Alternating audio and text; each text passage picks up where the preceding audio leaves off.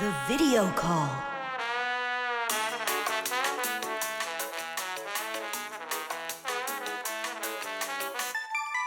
Turn on the camera right away. It's me, Simka.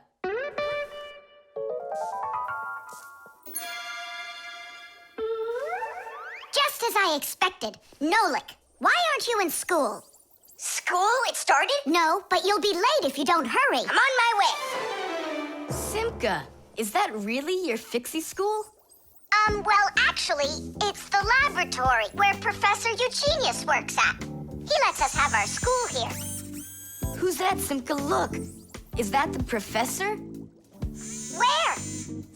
Oh, come on, Tom Thomas. That's the manipulator. Who? Not who, what? It's a mechanical arm. For real?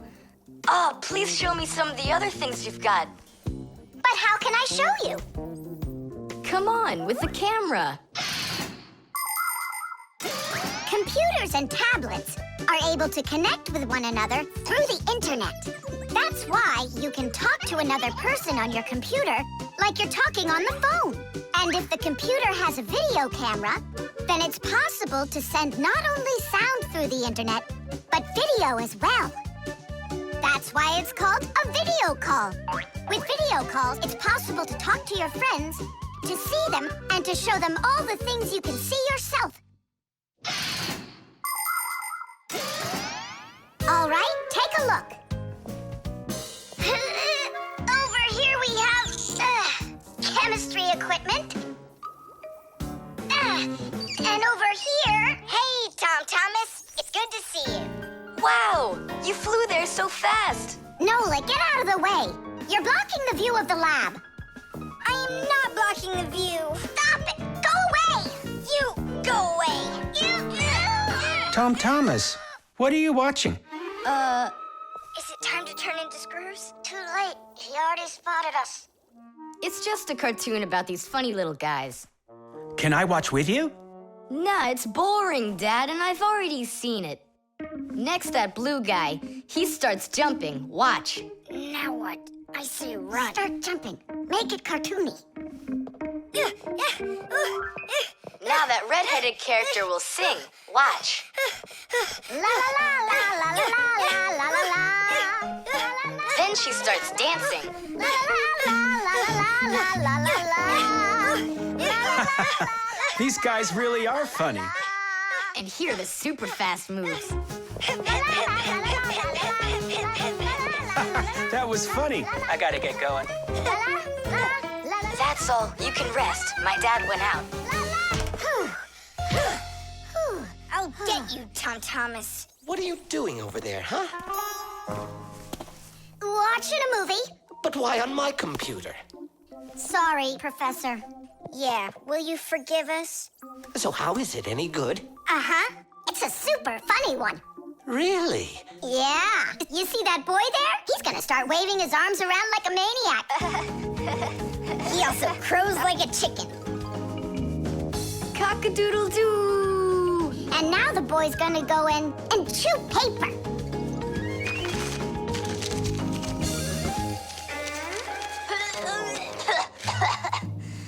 I can't do this all at once. A movie. That's what we're watching here, right?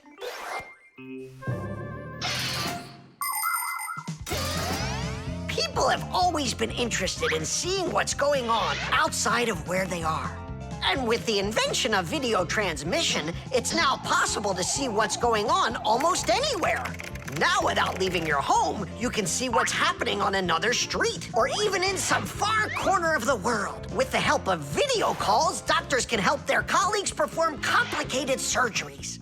Teachers can give lessons by video, and scientists can take part in video conferences. With video, you can watch a live theater performance in another country. And even in outer space, an astronaut can feel right at home just chatting away with friends and family. And it's not just for astronauts either. Now almost every tablet and phone here on Earth has video in it. Introducing Tom Thomas. Nice to meet you there, son. And I'm Professor Eugenius, so I guess you're also a friend of the Fixies. Yeah, only it's a secret. My friend, that's a secret the two of us share. And you know, keeping secrets is what friends do. Knots.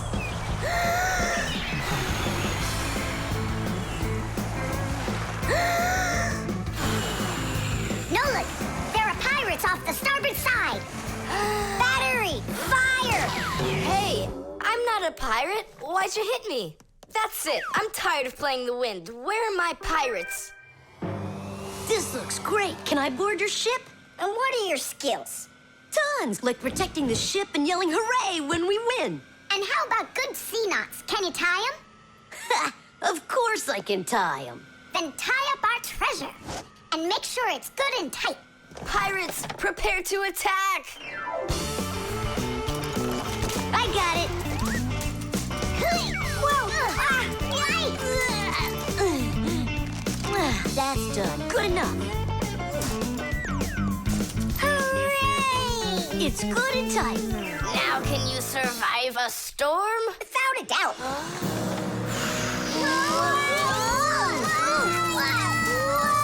Our treasure! It's sunk into the sea. That was my mom's necklace we sunk. I'll pick it all up, don't worry. No, thank you. We'll manage ourselves. He calls himself a sailor. Go and learn to tie some knots. Try tying 2 ropes into a knot. You think it's easy? A badly tied knot will untie itself before you know it. Here's one way to tie it right. First, cross over the 2 ends like this. Now, to finish the knot, you've got to cross them over again. But not this way. It's got to be in the opposite direction. When it's done, it looks like one loop inside another. This kind of knot is called a square knot. And it won't untie as long as you tie it right. And that's just one of the many kinds of knots a sailor has to learn.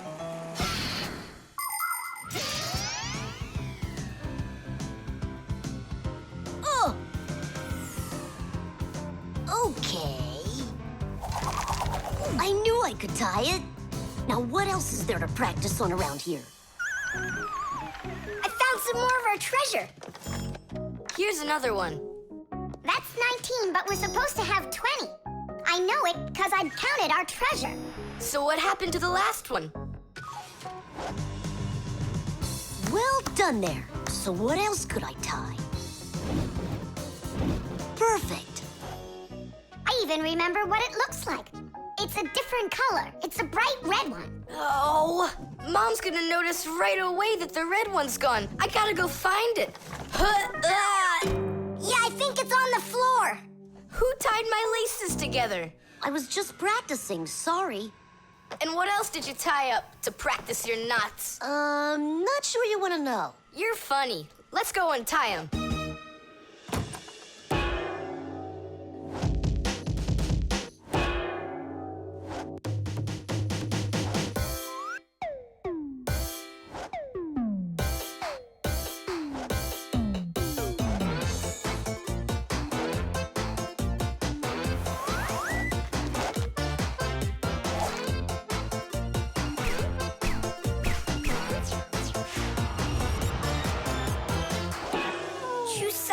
Don't look at me that way. I'm scared. She's just staring at her own whiskers, Nolik. And what have you done to her whiskers? Well, I tied them with the square knot. Fire, you're just a blockhead. And why don't you tell us what else you've done? Well, okay. I tied a decoration on her tail. That's where it is. We were looking everywhere for that thing. Fire, go and fix everything you've done. Chusaka, don't run away. Don't be scared. We just want to untie the knots. Sailors have developed all sorts of different knots. Without them, they couldn't control their sails. But we couldn't get by without knots on land either. Mountain climbers use tightly knotted ropes to help them climb and keep them safe. Fishermen tie hooks to their fishing line using special knots. You can't even pitch a camping tent properly without making a knot. When people sew, they tie knots in the thread to hold it in place. And doctors use knots when they stitch and bandage a wound. And a tie wouldn't be a tie if you didn't tie a knot in it. Sneakers won't fall off your feet. And the laces won't drag on the ground if they're tied with a proper knot. But sometimes things can get knotted up by accident. And that's one time when you don't need to know how to tie knots, but how to untie them. All aboard! Like that. Now the only thing left to do is tie a knot. Should I tie it? Are you sure it won't untie? You're joking. Why don't you go ask Chusaka if I can tie a knot like a sailor? The globe. Ready? Set? Go!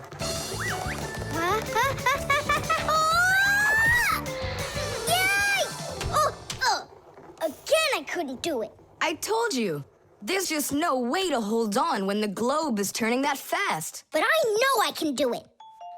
Give me that piece of rope there, would you? Now you can't throw me off. Spin it. Go on. Whoa!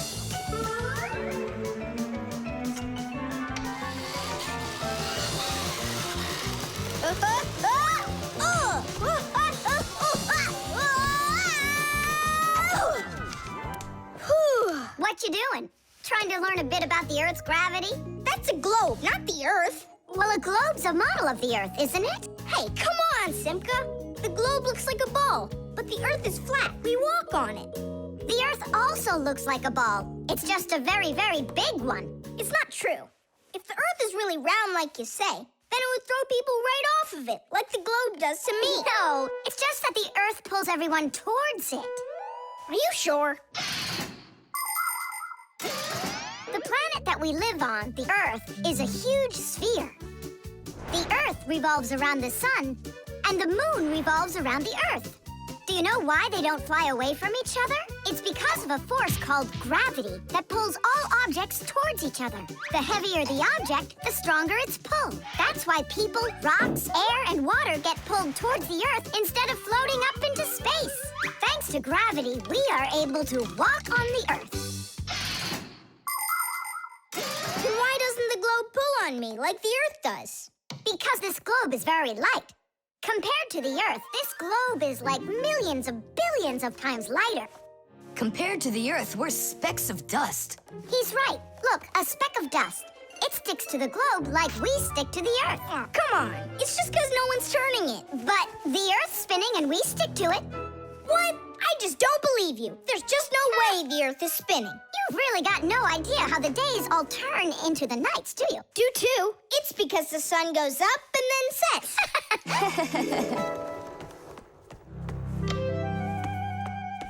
Watch this. Our sun's here, and you're over there.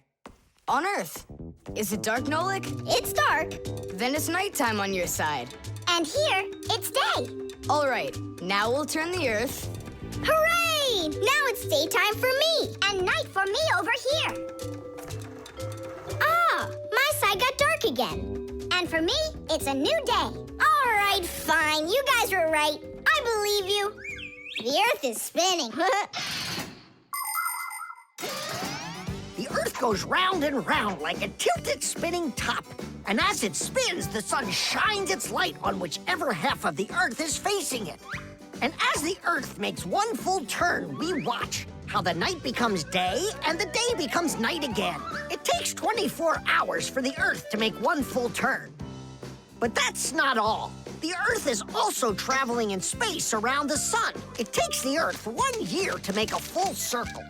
As it goes along its way, the top and bottom of the Earth take turns being closer to the sun. That's because the Earth is tilted. When the top half is closer to the sun, it's summer there, while at the very same time on the bottom half, it is winter. And when it is winter on the top half, it is summer on the bottom.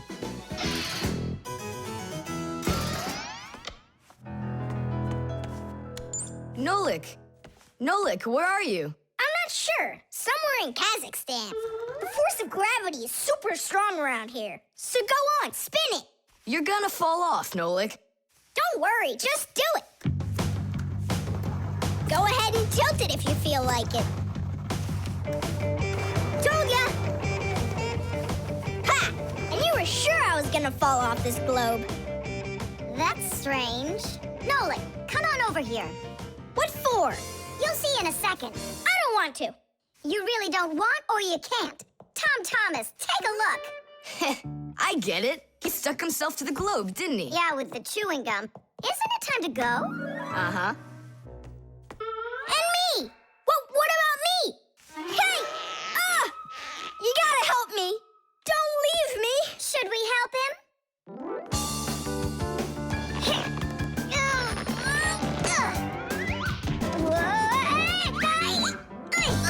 I never would have thunk it, but the pull of chewing gum is even stronger than the Earth's gravity. The instructions.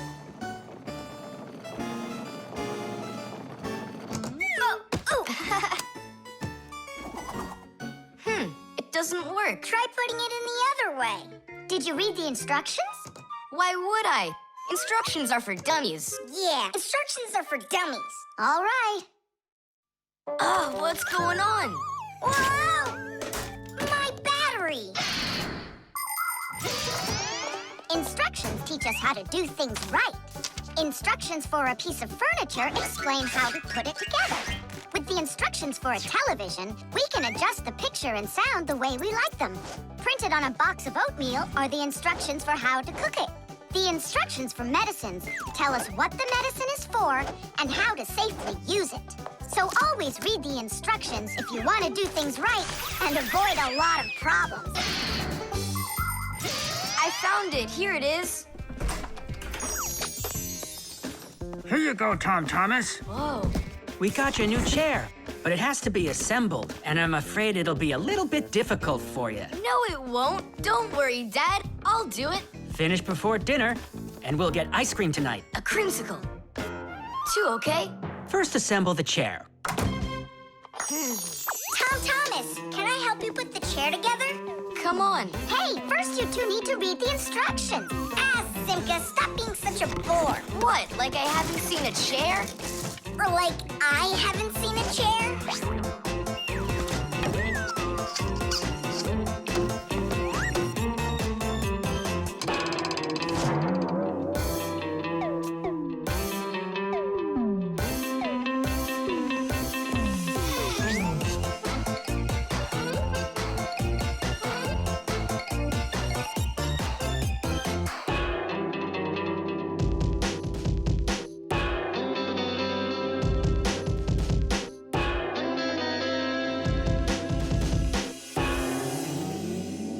Well, Tom Thomas, you done?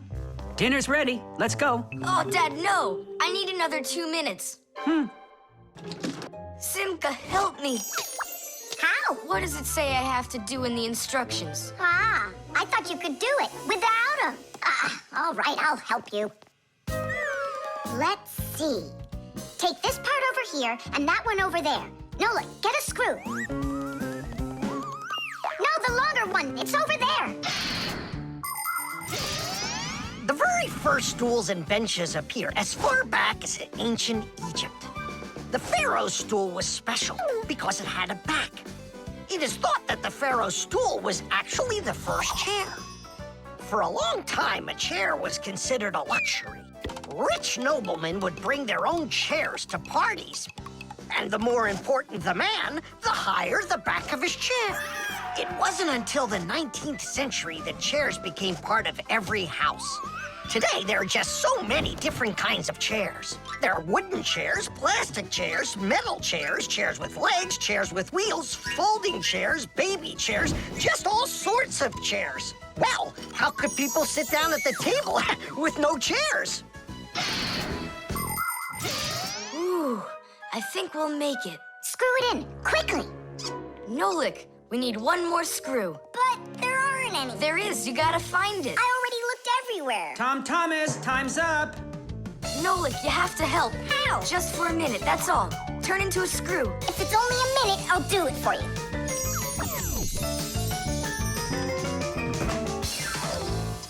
I'm done. You built it. Huh. Great job, son. Mom, see how I won the bet? Can you believe it? He put the chair together. You're so brilliant. Go on, have a seat. Oh! Huh? Whew. Ah, now I see. You missed a screw. But I screwed it in. It must have, what? Must have what? Look. Here it is. Now this screw's not going anywhere. And that ice cream you won? Well, you just lost it. Well then, Mr. Chair Builder, time for dinner? Yeah, in a sec. Where is that Nolik? He ran away. What a traitor. No, he's not. He promised you he'd become a screw for just a minute. And the minute was up. Well, where is he then? Over there. He's studying the instructions for the clock. Hey, Tom Thomas, it says that we put the wrong kind of battery into the clock. We should have used that kind. You see, Tom Thomas? If you don't want to be a dummy, instructions are for you. The airbag. We're gonna be late. We'll make it.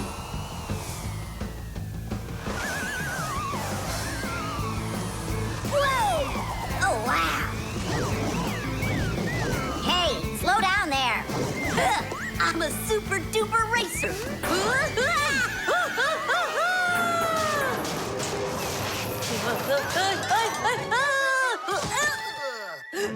Well, Fire. Again risking your life. And super racers like me can always count on luck. You know, Fire, counting on good luck is stupid. It would be better if you would keep your mind on safety. Actually, today, Professor Eugenius has something really special to show us. He's going to be testing an airbag. What's that? Ditch it. Explain it. Everybody riding in a car has to wear their seatbelt, because if the car has to stop quickly, the belt will hold the person back. But there are times when even seatbelts don't give enough protection, like when a fast-moving car crashes into something. When that happens, the driver and passengers can be protected by an airbag. You can't see them when they're folded up because they're hidden, but if the car is in a crash, the airbags blow up very quickly, and the person bumps into the bag instead of banging into the steering wheel or flying through the windshield.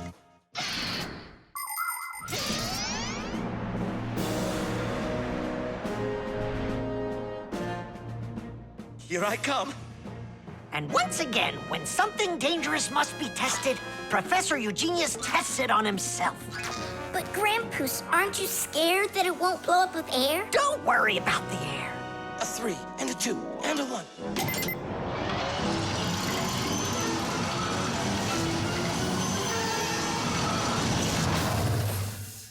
The airbag filled up in an instant. Did you notice? Yeah, but how does it do it? There is a chemical inside of there that quickly burns and instantly turns into a gas the moment the crash takes place. The gas fills the airbag, and there you go. Did I explain that right, Professor?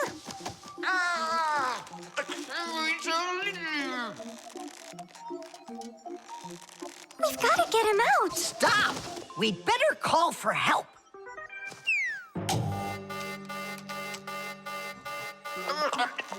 Professor, do you need some help?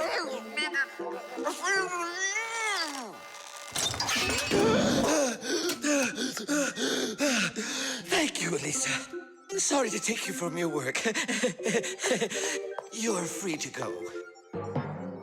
Professor, how did you manage to press the button from way over there? I managed to hit it on the fly. You are just astounding. To keep small children safe while they're riding in a car, they must be buckled up with a seatbelt inside of a special booster chair. But kids also need to be careful when they're riding a bicycle, skateboarding, roller skating, or riding a scooter. First of all, it's best to keep off of roads where there's too much traffic. Second, put your protective gear on. For your arms and legs, wear elbow pads, gloves, and knee pads. For your head, wear a helmet. That way, if you fall down, you won't get badly hurt. And third, make sure that people can see you. If you're out riding in the evening, your clothes and bike must have safety reflectors on them. They let drivers see where you are by reflecting the light from their headlights back at them. Remember, better safe than sorry. Here we go. Well, I hope this time I've got it. Should we call his assistant right now, just in case? Let's just wait and see. Ready, set, go! Grampus, he needs to be rescued. No need. I made a change to it. Now the bag not only inflates automatically, it deflates itself as well. Splendid! As you Fixies say, Today's lesson is done. Hooray! Come on! Where's my fixie board? I've got your fixie board, Fire. Here you go. I just went and equipped it with an airbag. Really? Ha! How come? You know I'm a super racer. See? Woohoo! And that's why I installed it. Super racers don't need airbags. We never, ever.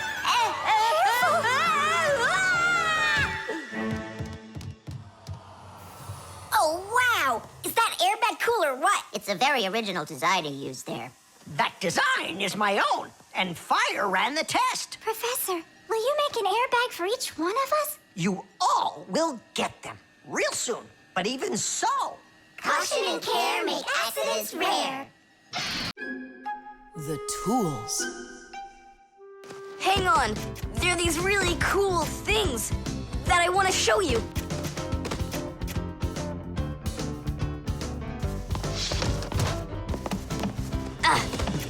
Whoa! Whoa! Look how many things you got all at once! Your dad's gonna be so angry when he sees what you did with all of his tools. I'm gonna put them all right back where they were.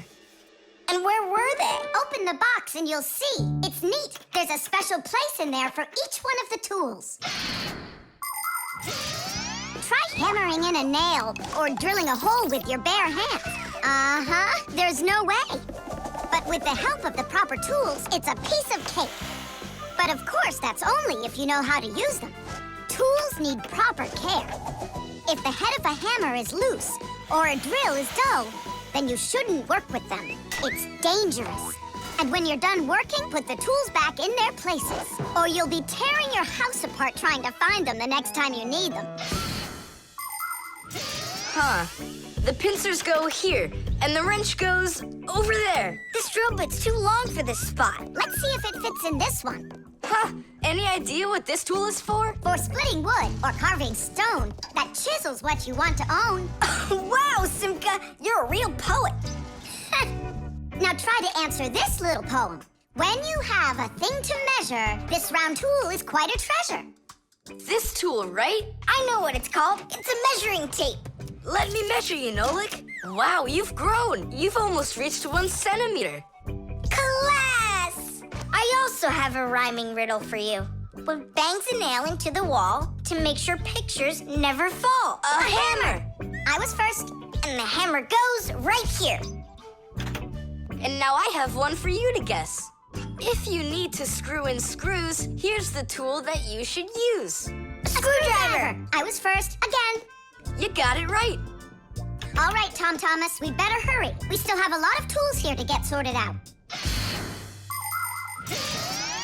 humans, just like Fixies, use hundreds of different tools to do their work. Picking the right one depends on the task at hand. For instance, if you need to hammer in a nail, use a hammer. But you don't use a hammer for a screw. For that, there's a special tool called a screwdriver. A wrench is the tool for tightening nuts and bolts. A vise is used to hold a part in place, and a drill to drill a hole. If you need to cut a piece of wood, you should choose a saw. You could use a handsaw, for example, or a hacksaw. Different kinds of pliers can be used for snipping, gripping, or bending. If you need to smooth something down, you use a file. If you learn how to work with tools properly, you can build just about anything. Looks like we did it, just in time. Oh, and how about this? Do you know what kind of tool that is? I don't know. There's no place for it in here. Just throw it out. Come on, and what if my parents use it? Looks like we did something wrong here. My dad came home. Tom Thomas! I'm in here. Hi there. Reading. Way to go, son. Huh? Oh! I don't get it. Where is it? What? I put a piece of metal under the table leg so it wouldn't shake, but it disappeared. So that's where the tools place is. Did you take it? What? I didn't. It must be somewhere under the table. And you look under the sofa. All right.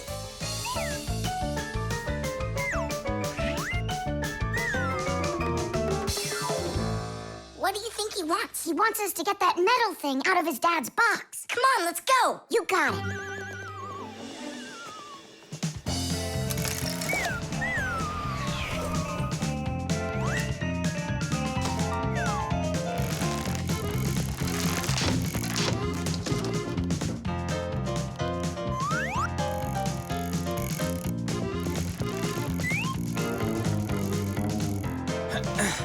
Any luck? Uh-uh. Me neither.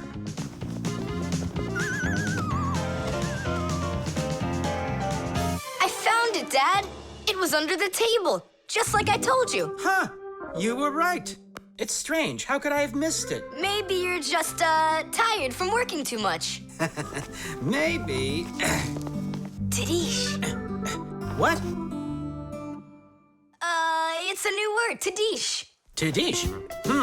I do like the sound of it. The manipulator.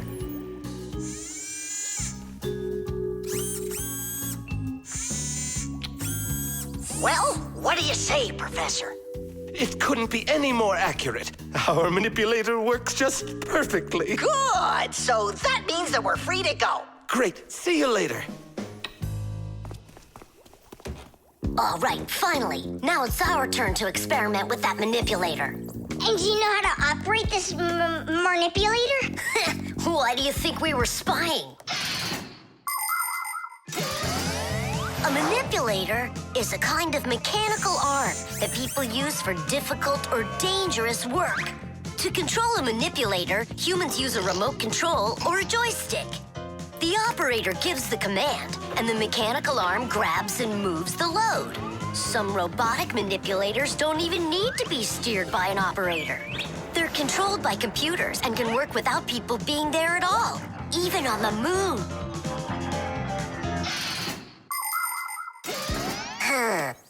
What is this button for? Uh-huh. How about this one? Uh-huh. Would you like to take a ride? Right now? You're scared. Scared? Not one bit. Then off we go. Yeah, cool. Ha, this is totally awesome. Well, hang on. This is gonna get even awesomer. Professor?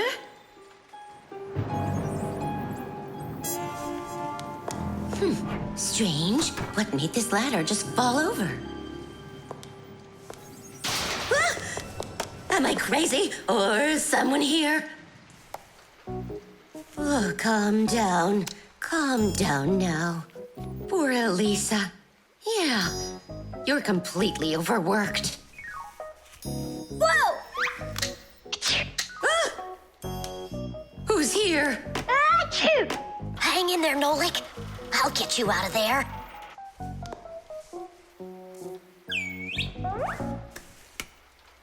My compact's gone. Oh dear, what's going on? Ah! Stop this nonsense right now, or I'll call the police on you. I don't believe in ghosts. I don't believe in ghosts. I don't believe in... Ah! Where are you pulling me? I'm going to faint. I'm warning you. That's all. Goodbye. Ah. Throughout the world, humans use manipulators for all sorts of work. In factories, manipulators are used to lift and move heavy loads. They can also hand out the parts needed for assembly or even attach these parts themselves. In hospitals, more precise manipulators are used by doctors to help perform operations. Manipulators are also used in places where the work is simply too dangerous for people. For instance, where there are deadly chemicals, or places where humans can't get to easily, like somewhere underground where there isn't enough space to move, or deep under the water, or in outer space where there's absolutely no air to breathe. So you see, mechanical arms are helpful in all sorts of places where humans are unable to reach things with their own arms. Hang on, Nolik. How can I get that thing open? Ugh, I got it!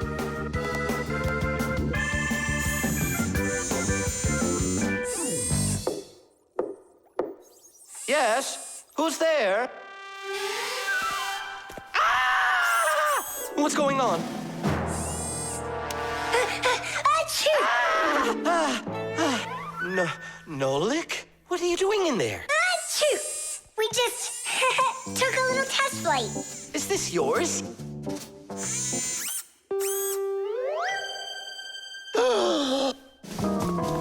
Elisa! Elisa! Professor, you genius. I was attacked by a crazy arm. The manipulator. It's your imagination. Look, it's come back. Stop, I'm telling you. Professor, you genius. It heard what you just said. Calm down, it's okay.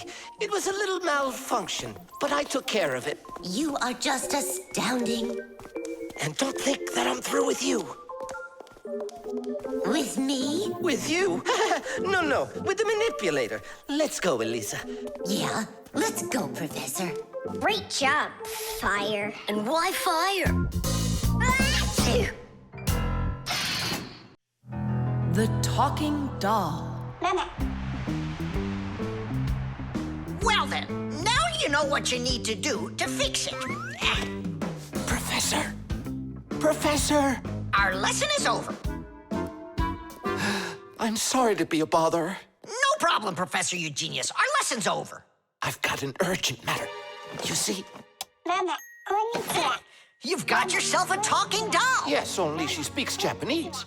The problem is I've been asked to get her to talk in English. We can teach her. It's a new technology. I'm puzzled. Don't you worry. We'll figure it out, Professor. Thank you, my colleague. You're always there when I need it. What would I do without you?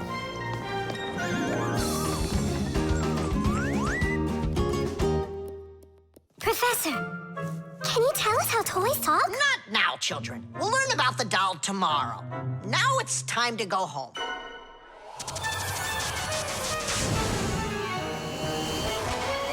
I already know everything about that doll. You do? Changing her voice is so easy that anyone can do it. How? Here, come, I'll show you.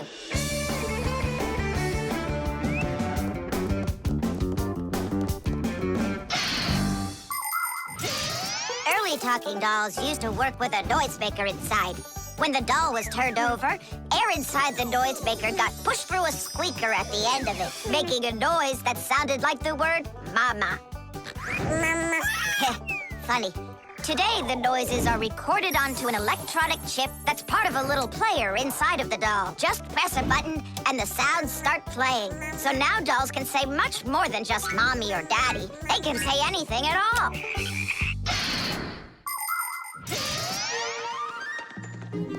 Well, here's the chip. This is where the recording of the doll's voice is. That's awesome. Can you re-record the voice on there? Well, yeah. Okay, I gotta go. See ya. Wait, Nolik, I thought of a really funny joke to pull. What if we sort them and then we do something? Well, now, as I promised yesterday, I'm going to tell you all about talking dolls. Some start talking when you rock them, while others react to noise. And for this little lady, you need to press a button to get her to talk. Who wants to? Dula. Me? Well, okay, I can do it. Go ahead. And you'll hear her say, "Hi there, Mama." But in Japanese for now.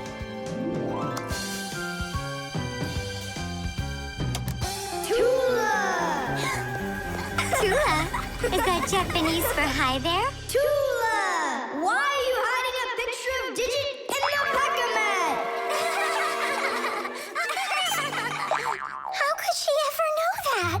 Maybe you're in love? That doll is alive! They call that joking. I just thought of a better joke that we can play. Yeah. What? Tula, don't cry.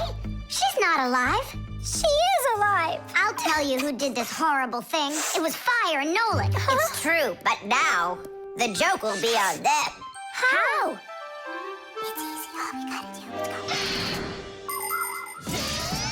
The smartest Fixie in our class is Digit. Sometimes I think that he knows everything about everything. Professor Grandpas has a lot of respect for him. Digit's always in thought whenever you see him, and he doesn't like when anyone distracts him. He just has no time for fooling around with the other boys.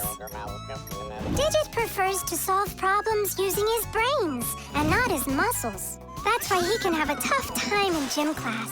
But he's so sweet that it makes you want to help him. To tell you the truth, Digit isn't always great fixing things with his own hands. But no one understands technology better than he does. If something breaks, Digit can always figure out exactly what's wrong with it and the very best way to fix it.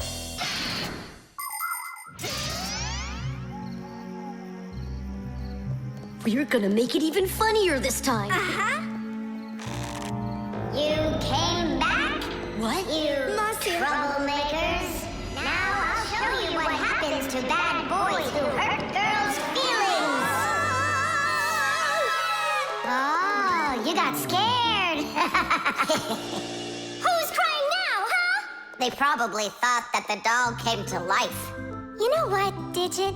I just started thinking that it might be better if she were alive. You know, Tula, you sure are hard to please.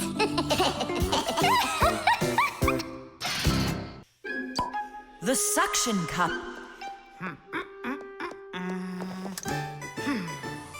Where's Professor Eugenius? Did you see him? Not yet. Strange. He told me he'd be here today to conduct some tests. Rampus, right here under the glass. There's a note. Dear friends, That means the note's for us. That's because Professor Eugenius can always count on us. I'm off for a conference today. So what should we do? While I'm away, please keep an eye on each of my tests. There's the wristwatch. And where is it? It's right there.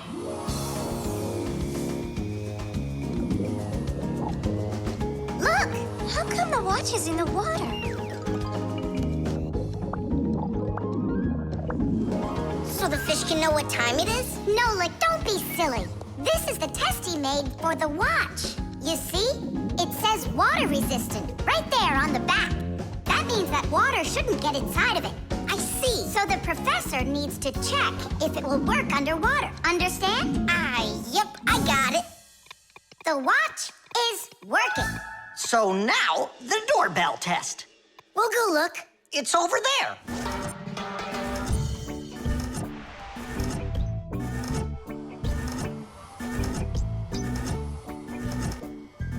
What's that thing doing? It tests the button to see how fast it wears out.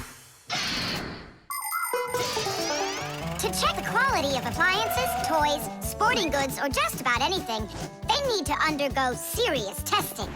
Take, for instance, telephones. They need to be tested with both heat and cold because they have to work in places as hot as Africa and as cold as the Arctic. Computers are tested to make sure they can be shaken and rocked, too. That way you can be sure they'll work on a desk at home, or outside in the park, or while you're taking a ride. Different kinds of products need different kinds of durability tests. For example, athletic shoes and car tires are rubbed and squeezed over and over to see how long they are going to last. Yes, testing's very important. Without testing, a machine or appliance could let you down at the very worst moment. If guests come to visit once a week, and once every month a hooligan comes, pushes the doorbell, and runs, then I figure this doorbell will last right around 400 years. That's long. The doorbell is still working. That's very good. And also, What? I don't know. We need to turn the note over to read the end. But how? Oh, raise the glass, that's all. Hup, hup, hup.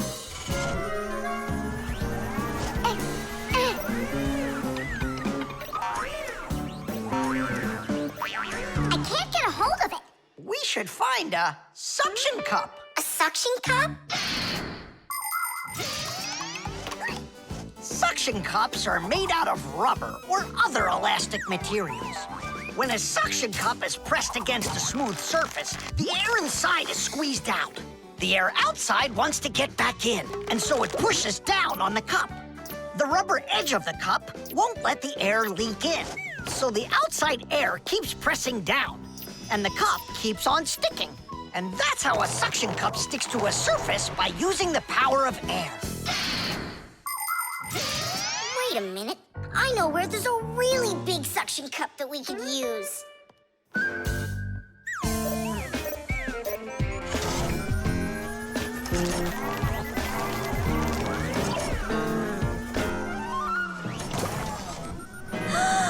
That's a huge suction cup, Nolik.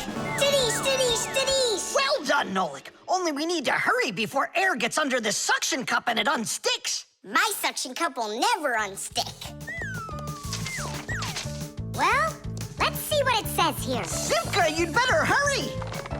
And make sure nothing gets broken here in the laboratory while I'm away. Huh, and what could get broken around here? Ah, the glass, look out!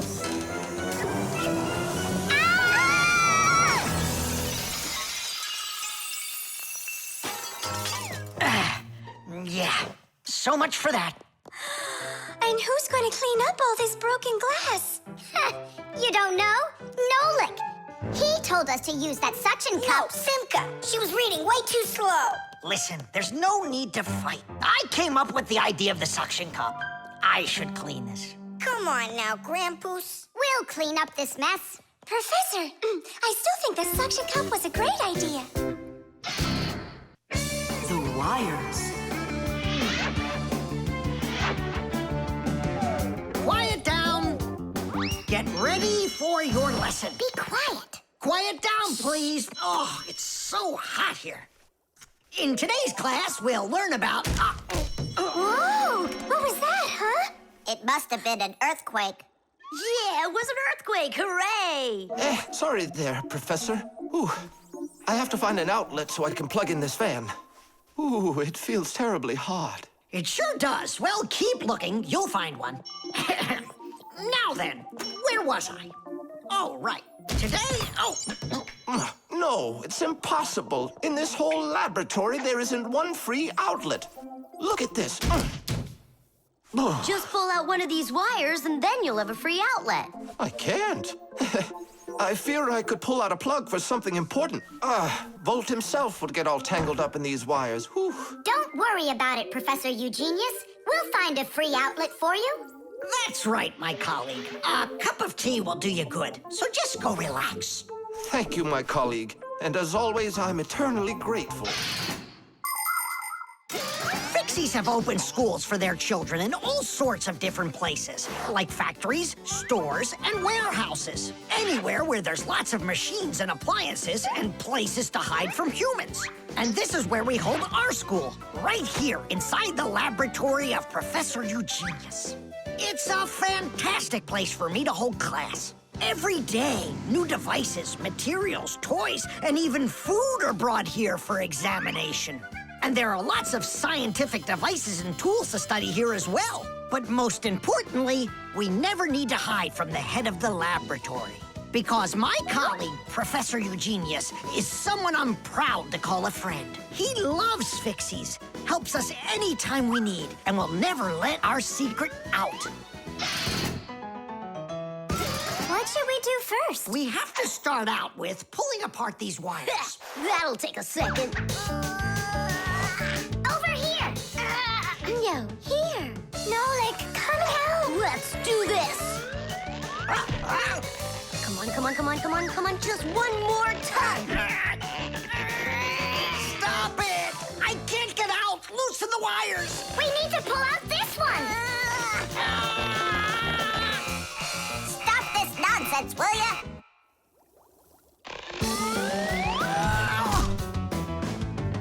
Thank you, Digit. Tiddish. Well, the way I see it, in order to get the knot out that's over here, we need to expand the loop that's over there.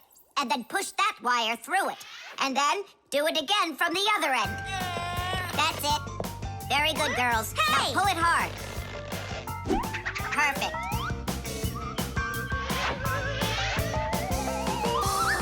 Hey, check it out. The screen wire up here isn't plugged into anything. Then no one's using it.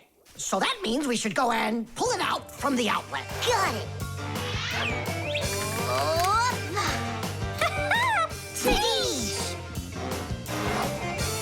Verda, here's another wire that isn't plugged in. I found another wire no one's using. I mean, Simka and I found it together. Nolik, why are you so upset? Because you guys are doing all the work. How about this wire? Nobody's checked it yet. Really? Oh, wow! What? Did you find some treasure, Nolik? Uh-huh. There are 6 free outlets under here. Great! Now Professor Eugenius can plug in his fan, and his kettle, and even his soldering iron. To get electricity to a device that doesn't use batteries, you need to plug a pair of wires into an outlet. But it's important not to let the wires touch one another, or the electricity can burn them out. That's why wires are covered in plastic or rubber, so the electricity won't pass from one wire to the other, or to us when we touch them. So always be very careful with wires. And never, ever touch a bare wire. You could get killed by the electric shock. Oh, what would I do without my wonderful friends? Thank you. Sorry. I wanted to... I should go. Go ahead. That's a great idea. And we'll start our class. What were we talking about? All about wires. Well, it looks like our class is over. Time to go play. The Fixie Phone. Tom Thomas, Huh? try to guess what we have with us. You guess what I have. A banana. A race car. No, not that. Chocolate. A pair of socks. Ha! Do you give up? My dad bought a new phone for himself and gave me his old one. He said I can keep it. Oh, wow. And what have you got? Look. Ah, you got a telephone too. It's better than that. This is a Fixie Phone. Papu's got himself a new Fixie Phone, and he gave this old one to Simka. And can you make calls on it? Take a guess. Come on, let me show him.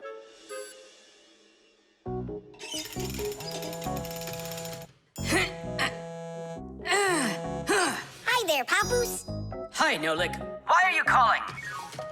Just to say hi. Nolik, don't just call me if you know I'm working. All right. See that? So what? I can make calls on my phone. Calls to humans, that is. But to Fixies, you can't. A Fixie phone is a smartphone made just for Fixies. Not only can Fixies call each other with it, but they can get onto their own special Fixie internet. On a Fixie phone, you can find a camera, a flashlight, news, games, movies, and Fixie ditties. Those are the Fixies' favorite songs. Fixie kids love them, and so do their parents, because Fixie phones can easily let parents know where their kids are and whether or not they're in trouble. Over the years, humans have learned how to turn telephones into mobile phones and mobile phones into smartphones. They use them to call each other and to go on to their internet. A smartphone is almost as powerful as a computer, but they still have a long way to go to be as good as Fixie phones. Yeah, that's really cool, guys. Only this phone does the same. But can your phone do this? Take a look over here. You mean here? It's just a mouse. And now, look here. Whoa! But he's not on there. But look, he's here. And that's not all. Watch. A mouse helps the user navigate around the computer. And when we move it... You get it? No one else can see the Fixie except for you. And he can help you. Super! Oh, it'd be great to have my own Fixie phone. What are you talking about? You're not a Fixie. What a shame. I'm off to school, guys. He gets so upset. He even forgot to take his phone. I have an idea.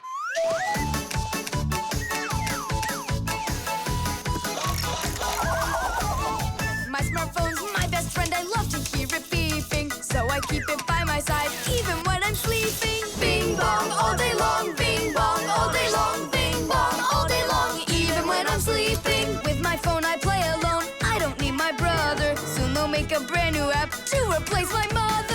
Bing bong all day long, bing bong all day long, bing bong all day long, to replace my mother. Check my mail, send it text 1,000,000 times an hour. I forgot to plug it in. Now I'm out of power. Bing bong all day long, bing bong all day long, bing bong all day long. Now I'm out of power. Bing bong all day long, bing bong all day long, bing bong all day long. Now I'm out of power. We finished. Tish! Look, it's a... Surprise! Wow, this is great. Now I've got my own Fixie phone. It's just like you've got. Well, pretty close. Tom Thomas! Tom Thomas, let me use your phone to call myself. I need to find my phone. Oh, wow. You've changed everything in here. Where am I? I guess I'm Papoose. Huh, what a funny name you came up with for me.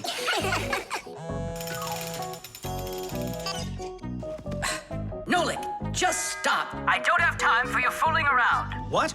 Who is that? That's, not Nolik. Who is this? Do you know who I just called? Does anyone know who this phone belongs to out here? Oh, your mother found it. I'm coming. We'll fix those numbers later. Ugh, Papoose is gonna really give it to us. Give me your phone, Tom Thomas, and I'll delete all the Fixie's numbers from it. But how can I call you up then? Why would you have to call us? We're always close by. The laboratory.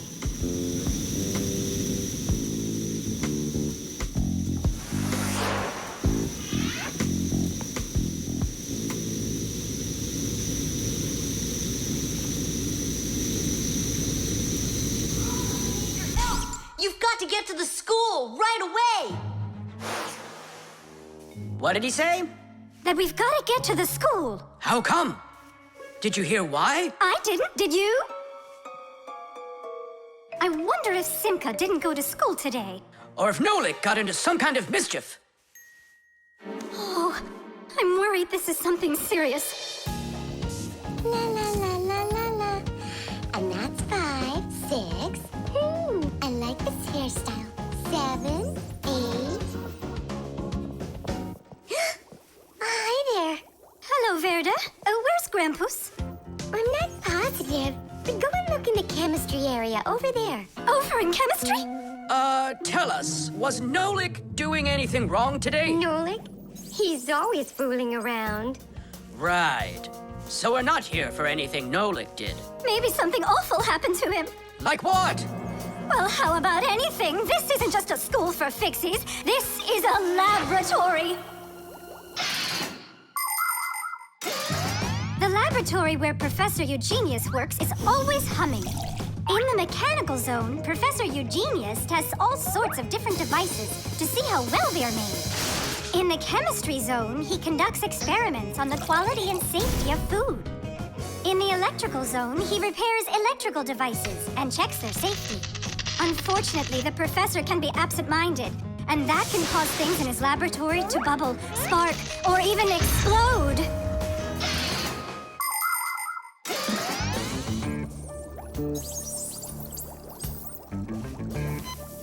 Marcia, there's nothing to worry about yet. But how can I not worry? Digit, have you seen Nolik anywhere? Do you know if anything's happened to him? This is a laboratory here. Who knows what could happen to anyone? Like what? What are you saying? Like that. I told you, things happen here. And where? Let's go, quickly! Marcia, no need to panic. Tula, it's so good you're here. We really need your help. What is going on? There! Oh, wee!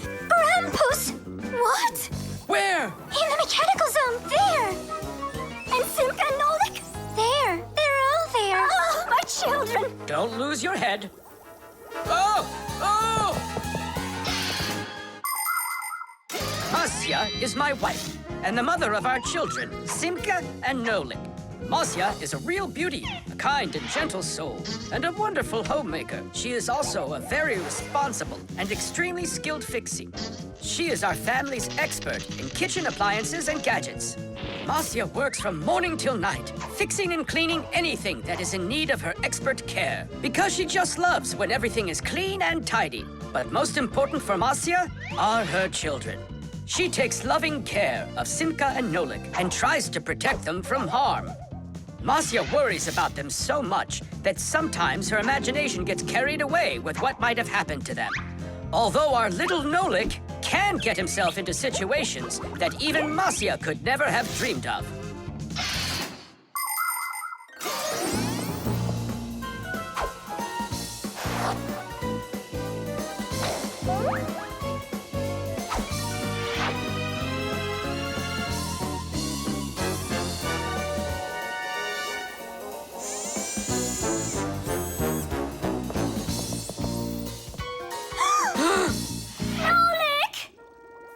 Hang on tight! We'll save you! Hey! You're alive! What's going on? I don't need to be saved from anything. So it's Simka we need to save, not you? I don't need saving either. I'm fine. And what are you so worried about? Everyone's alive. Then why did you make us come here? I need you to help with a little accident we had. Nolik, was this your fault? Oh, no, it's not Nolik's fault. Quite the opposite. He was trying to help me fix it. Papoose, we need you to help us with one of the pieces that we couldn't get back in place. This one?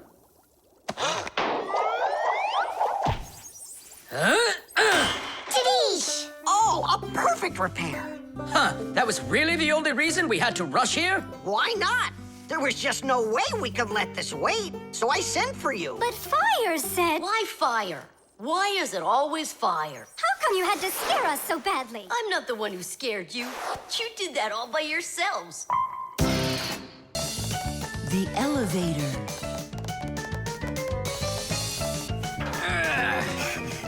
Papoose, Marcia, we gotta hurry. How come? Tom Thomas is going to see the circus.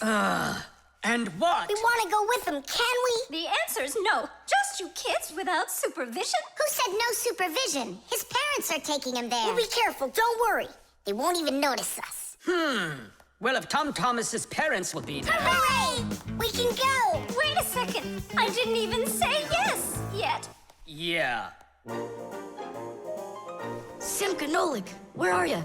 We gotta hurry up. Tom Thomas, it's time to go. I'll be right there. We're ready. Climb into my hood. Ha! I know who's going to the circus today. Whoa! Huh? What just happened? I think that the elevator broke down. Don't you worry. Emergency operator. We got stuck in the elevator. Understood. Please wait. We'll have the elevator fixed within the hour. That long? That means we won't get to the circus on time. Tom Thomas, we'll go get Papoose and Marcia. I'm sure they can fix it. People need elevators to help them get to the upper floors of tall buildings. When someone steps into an elevator and presses a button, the elevator's electrical engine starts up. It pulls the cable that is attached to the elevator cabin, and the elevator goes to the desired floor. The cable hangs over a wheel, and it usually has a heavy counterbalancing weight attached to the other end of it. This counterweight balances the elevator and helps the electric motor do its job.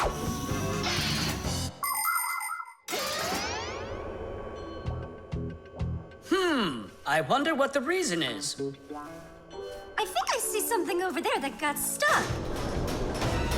Looks like you found the reason. We gotta go and fix it now, or we'll never get to the circus on time. You know, we can just have it right here. Ladies and gentlemen, presenting the Fixies Spectacular. And now your attention, please, on the high wire.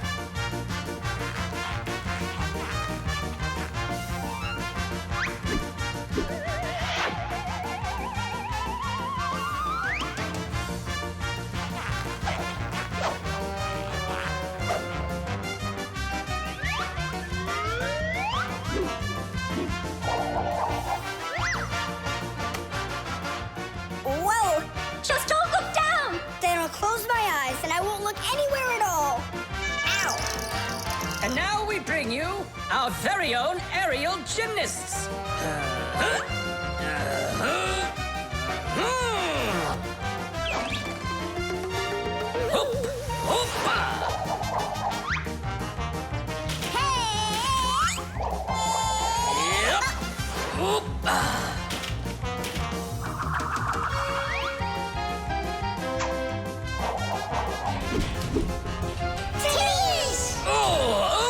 Tadish!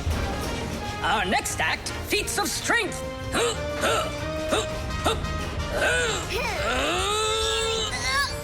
won't come out! I know how to fix it. With a death-defying circus act. Point your eyes up. Marcia, where are you going? Up to the electric motor! Do you know the right way to behave yourself inside of an elevator? First of all, small children should never get into an elevator by themselves. They should only go in with their parents or other adults they know well. When getting onto an elevator, the adult should always enter first and then the child. When it's time to get out, it's the other way around. First the child leaves and then the adult. If you are taking a dog onto an elevator, make sure its tail and leash are completely inside so they don't get stuck in the door. And there's one more thing. If the elevator suddenly stops for some unknown reason, don't try to break out of it yourself. Press the button that calls the emergency operator and wait for help from the elevator repairmen. Or the Fixies. I reached the motor! Turn it on! Oh, they fixed it. That was quick. Now we'll make it on time. There was no need to worry. Stop! It's way too high. Tom Thomas went to the circus without us. There's no need to get that upset, Nolik. Our circus is as good as theirs. Right, Papoose? Of course it is. Thank you. Thank you, to who? What do you mean who? The elevator repairman. The camera.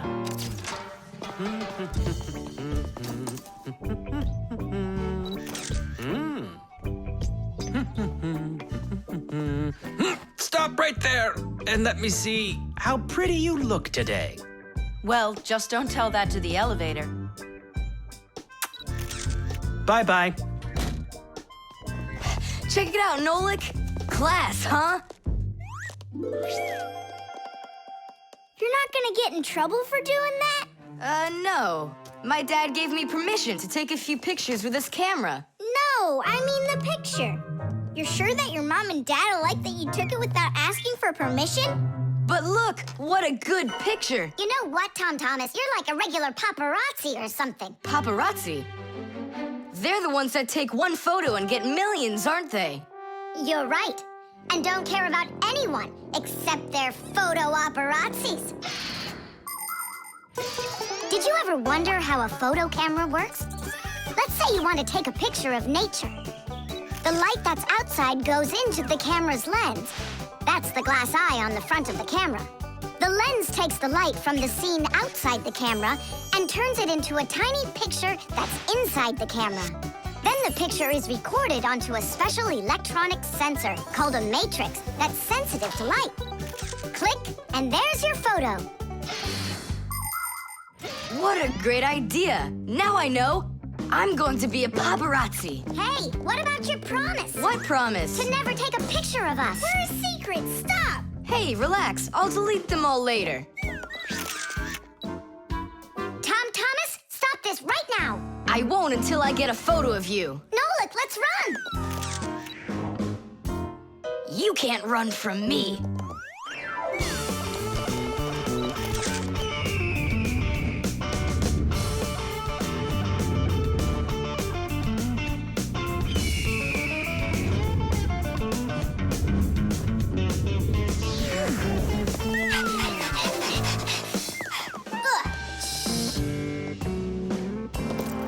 Chusaka? Aha! I've gotcha! The story of the century. The monster and its prey.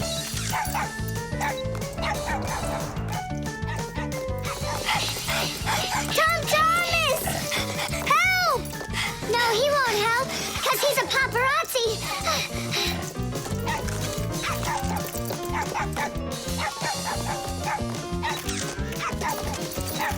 Yes! I got it! That's my best photo yet! What's all this noise about? Awesome shot! The first cameras were invented almost 200 years ago, but they worked very slowly. If you wanted to have your portrait taken, you'd have to sit still for a whole hour. After film was invented, cameras got much faster, and it became possible to take about 10 pictures a minute. On a piece of film, everything appears to be backwards. Black parts of the picture are white, and the white is black. It doesn't look normal until the picture is transferred from the film to a piece of photographic paper. Now people shoot pictures with digital cameras that work without any film at all. You can look at what you shot instantly on a screen to see if you like it. And if you don't like it, you can try shooting another one. And today, you don't even need a separate camera to take pictures. Almost every mobile phone has one.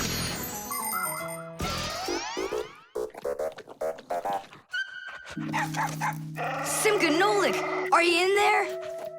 Hey, come out. I'll stop shooting photos of you. Aren't we friends? I'm sorry, guys. Well, your friends were almost eaten alive by a dog. Please forgive me. Want to look at the photos I took? Sure, go on. Show us what you got. We're not in that shot. We're not there either. Ha! Well done there, paparazzi. Hang on a sec. I still got another one, and you're in it. I know for sure. Look! I'm zooming in. It's impossible. I don't believe it. It's possible. But when did you have time to turn into screws? The same time you were pushing the button. When we're scared, we can change faster than the blink of an eye. You lost. Paparazzi. And what are you gonna do with your millions, Mr. Paparazzi? Would you please stop calling me that? You got it, after every one of those photos is thrown away. All right, I'll delete them. And do I have to delete this one too? No, keep it. It's a great shot. I never even saw you take it.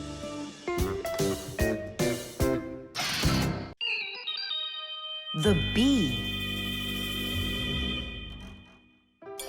Tom Thomas, Hello. how come you're eating jam straight from out of the jar? Because it tastes so good. Oh, a bee.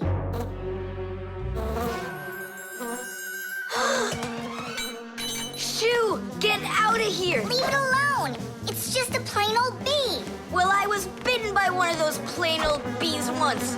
Tom Thomas, don't do it. Go away, you pest. Flies are pests. Bees are very helpful and useful. How can a bee ever help us out? Bees are hard workers. They are constantly collecting nectar from flowers. Flying from flower to flower, bees transport pollen on their bellies. Thanks to this process of pollination, flowers produce fruit and seeds. In other words, bees help plants reproduce. The bees use the nectar they collect to make that delicious sweet honey loved by kids of all ages. And bee honey is not only delicious, it's also nutritious. So I'm still afraid of it. What if it bites me? Bees don't bite, by the way. They sting ya. Ah! Ah!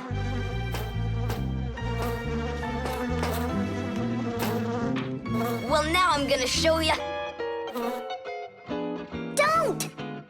The bee's the one who should be afraid. You tyrant. Yeah, you let it go, tyrant. Why are you calling me names? Who's stopping her? She can fly away if she wants. We need to show her the way out. Well, how? Here, little bee. Fly this way. Why don't you try going? Then what can I say?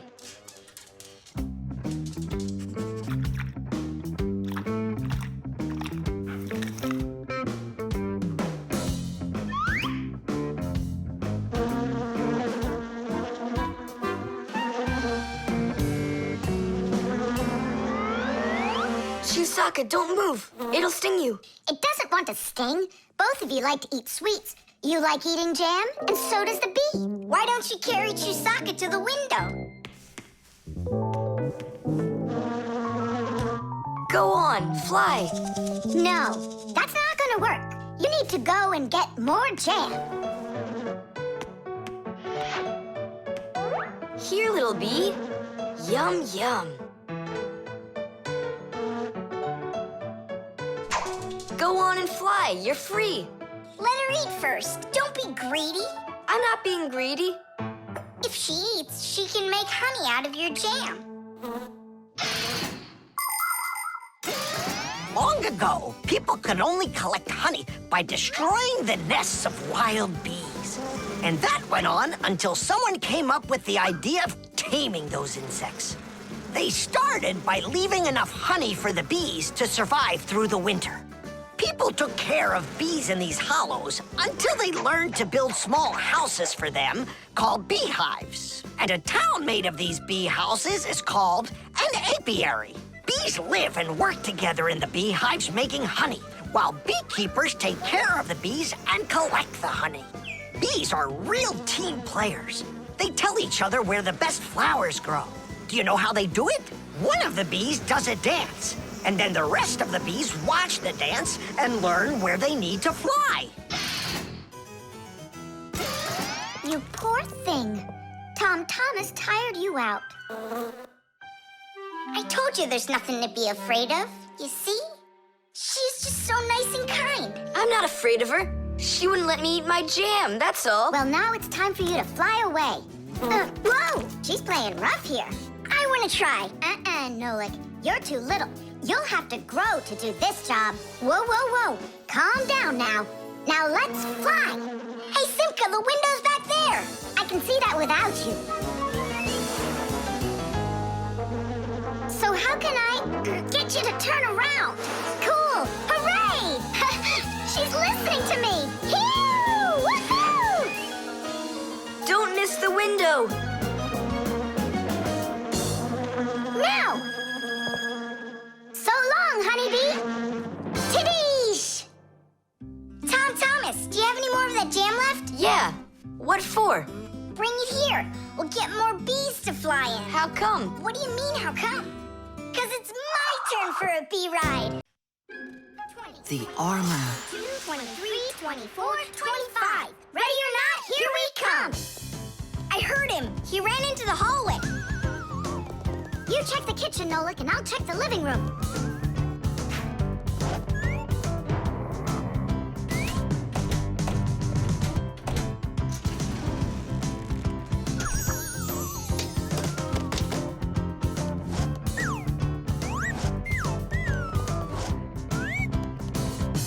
Well, I just don't get it. Where could he be hiding? The office. We forgot to check in there.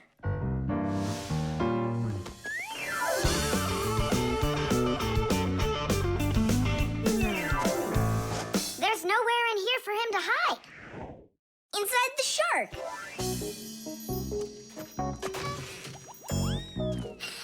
Nolik. Tom Thomas couldn't even fit half of himself inside of that shark. Yeah? Then in that huge vase. Uh-huh. He's all scrunched up in there and laughing at us. Oh! Simka! There! Did you hear that? He is in there! There's no one. But I know that I heard a hee-hee. You imagined it. Let's go take a look in the bathroom. I imagined it. It's so stuffy inside this armor.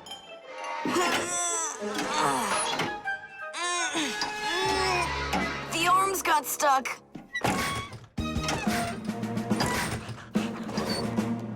Where else could he be?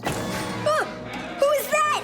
Ah! Simka the Knight! He came to life! Well, how much longer are you gonna look for me? Armor is very hard clothing worn by warriors to protect them against swords and arrows. People started making armor in ancient times, but the full body armor that knights wore didn't start until the Middle Ages. The armor worn by knights on horses was heavy. It could weigh 100 pounds, and if a knight got knocked off of his horse, he'd need help to get back up again. By the way, the knights' horses, they wore their own heavy set of armor for protection. Hey, did you turn into statues? Tom Thomas? Is that you in there? Who else? Lift up this visor, I can barely breathe. And how come we should do it? 'Cause I can't. Don't you see? My arms got stuck. We see. You look funny. Funny to you, but now I'm stuck and I can't get out of here. Come on, help me out, please. Great! Chusaka's just what we need right now. Chusaka, what's wrong with you? It's me. Hey, stop it.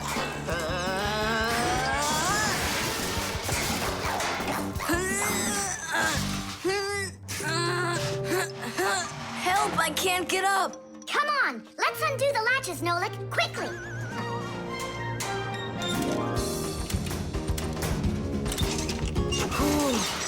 Thanks for helping me. It was nothing. I couldn't have done it without you. Let's put the night back together. Uh-huh.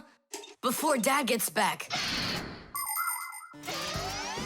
Protective clothing isn't just for people who are fighting in battles. Travelers put on special nets to protect themselves against mosquitoes and gnats. And beekeepers wear protective clothes, too. If they had nothing to protect them from bee stings, their job would be quite painful. Without their protective clothing, it would be impossible for firefighters to go into burning buildings and save people. And how could astronauts go into outer space without special clothing? It's freezing up there and there's no air to breathe at all. And that's why they wear a special costume called a spacesuit when they travel. The spacesuit not only protects astronauts from the cold, but supplies them with air so they can breathe. By the way, the Fixies also wear protective clothing so they can stay safe while they work. Well, there. Did we get it right? It looks like we got it right. Only, where's the helmet? Nolik went to get it. Tom Thomas! Helmet delivery! Thanks there, Chusaka. Whoa there, Warhorse. Calm yourself down. There we go. It's all back in place again. Too bad that your knight looks like a ballerina twirling around. You see, his arm. I can't move it. It's stuck. Here's what we'll do. Give him something to hold.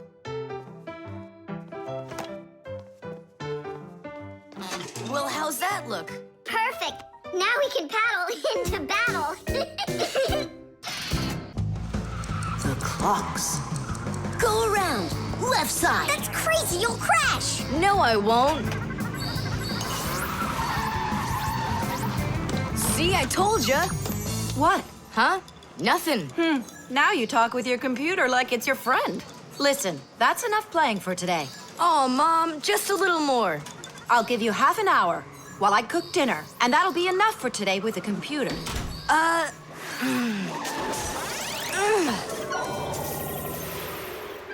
This stinks. I'll never get through all of these levels in half an hour. No way. Hey, but what if we could stretch out the half hour? How?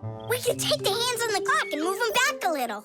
Mom will catch us. Fine, then let's slow down the speed of the clocks. Yeah, But how? You gotta know things like that. Since olden times, many clocks run with the help of a pendulum. The pendulum controls how fast the hands of the clock turn. If you make it longer, the pendulum will start to swing slower, and the clock's hands will slow down. If you make the pendulum shorter, the clock will tick faster. Most clocks that are made today don't use pendulums. They run with the help of springs or with an electronic chip instead. But even so, there are ways to change the speed of these clocks, too.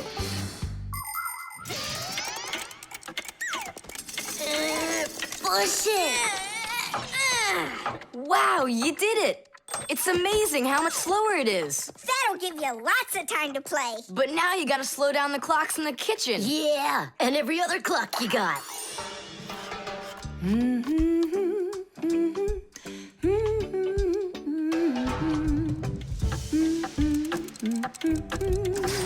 I just have to turn this to make the pendulum longer.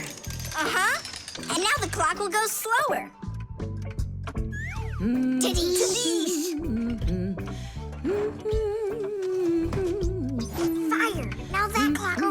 There, let's go do it. That's it! We slowed down every clock, and your mom didn't see a thing! That's great. Yeah. Wow, Tom Thomas, you're cool!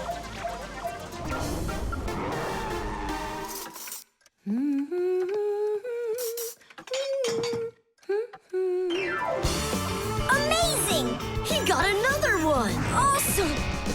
You're unbelievable! Way to go! Huh. That's strange. Hooray! Incredible! Yay, I did every level. Oh, thanks. You're both just... The Time Masters of the universe! Yeah, but I'm getting really hungry, and Mom hasn't called me for dinner. Because a half hour hasn't passed on the clock. Hey, do you smell that? Something is burning. What happened? A fire? I don't get it. I was just waiting for 30 minutes like I always do, but everything burned this time. Maybe the clock stopped? No, take a look. They're working. Oh, I'll make you some oatmeal. Oatmeal for dinner? Mom, I need to, I'll be right back. You see what you've done? Time Masters of the Universe? You gotta go speed those clocks back up. Okay. We'll speed them up. They'll be caught up in no time. Humans have come up with lots of different ways to measure time. For example, if you stand a stick in the ground, you can measure the time of day by watching where its shadow falls. That's a very simple clock called a sundial. Another simple and ancient clock is a water clock. It keeps track of time by measuring how much water has poured out of it. And if the clock uses sand instead of water, it's called an hourglass. But humans weren't able to accurately keep track of the time until they invented mechanical clocks. They come in all sorts of sizes, from grandfather clocks to watches worn around the wrist. Today, we also have easy-to-read and accurate electronic watches and clocks. But the most accurate clock of them all is the atomic clock. It tells the entire world the exact time.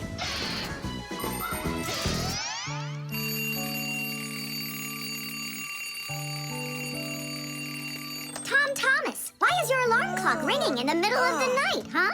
Really? Is it still night out? Look, Tom Thomas. But the clock says that it's morning. Interesting. Yesterday, Fire and I sped up all the clocks, so that's the reason the alarm went off. Sped them up? Are you crazy? Tom Thomas asked us. So what do we have to do now? Don't you know? Get to school, it's time. I'm joking. Go back to sleep. Don't worry, I'll get all the clocks working right again. Can I go and fix them with you? Ha! Fix them? You boys are the ones that always make the problems. The baby monitor.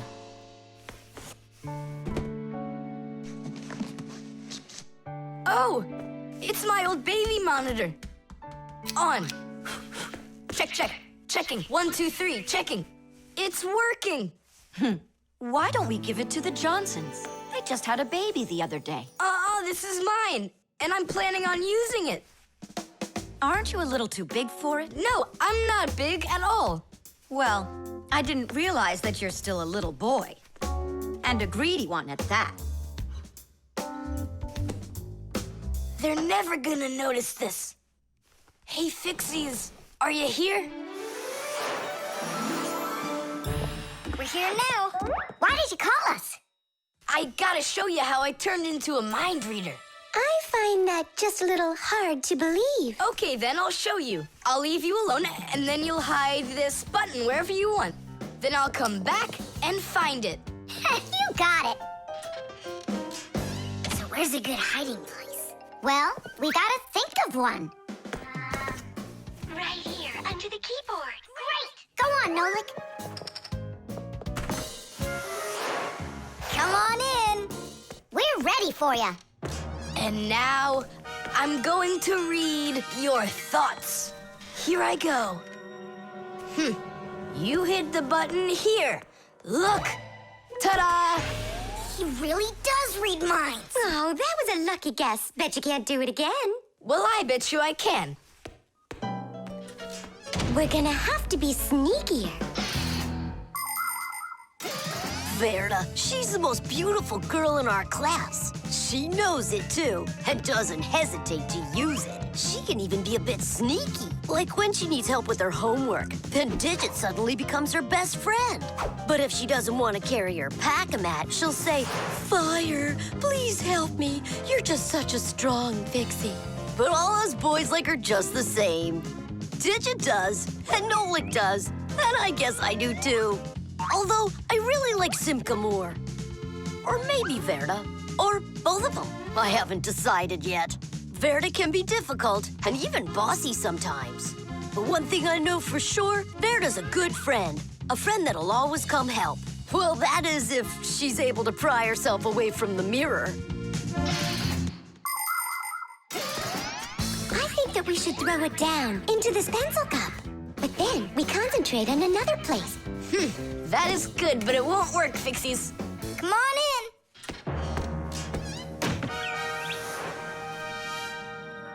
Uh-huh. Aha! It's in here.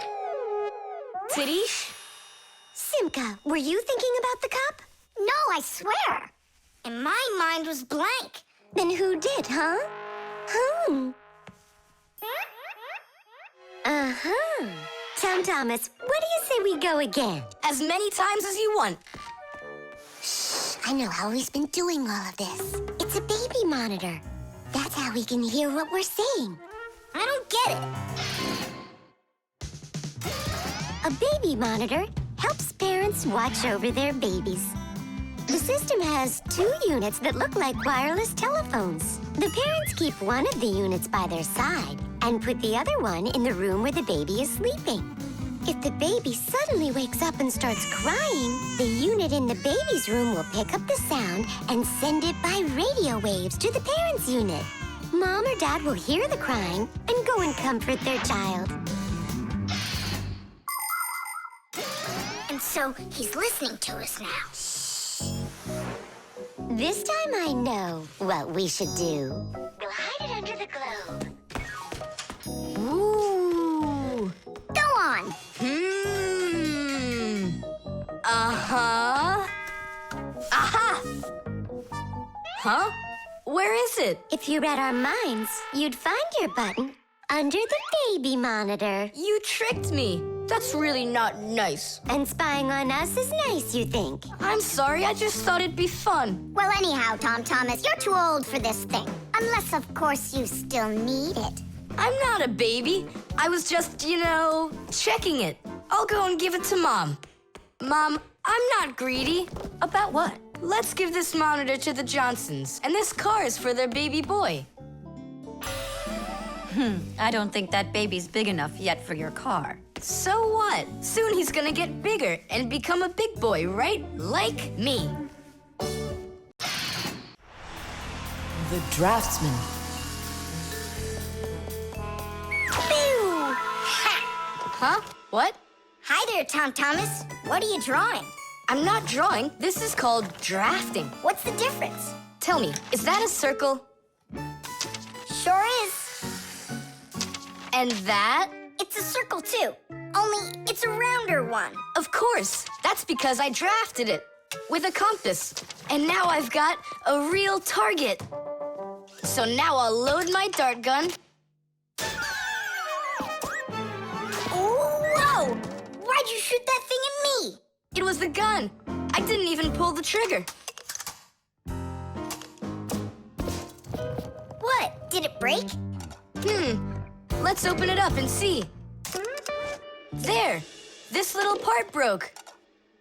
Let me go find Papoose. He can help you. He can make another one. A brand new one.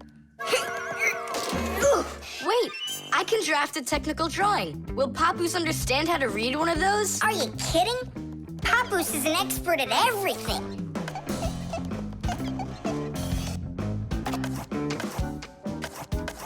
Done.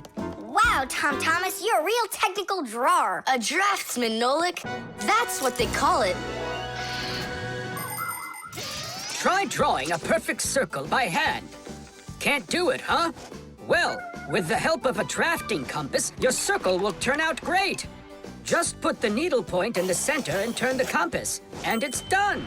A compass is only one of the many different tools for drafting. For example, if you need to draw a straight line, use a ruler. And if you need to draft a frame for your picture, you can use a triangle. First draft one side and then the other. And then to finish your frame, just turn the triangle upside down and draft the 2 remaining sides. You'll get a perfectly squared frame. There are also drafting instruments for making curved lines. They are called irregular curves or French curves. But actually, now people use computers more and more for drafting technical drawings. Papoose! Huh? What happened? We really need your help. One of the parts broke in Tom Thomas's dart gun. Could you make it? What kind of part exactly? Look, here's a technical drawing. So, you even got a technical drawing.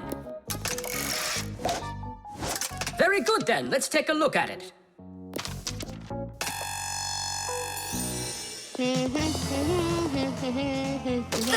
Here you go. Super! Let's see. It's not gonna work. You see, it sticks out here on the side. I need to draft another technical drawing. Papoose! Huh? Nolik, you scared me again. Forgive me, but the part has to stick out over on this side. And you're sure that's all? That's all, for real. Tom Thomas, it's done. Listen, while you were gone, I realized that the part needs to have a hole right here.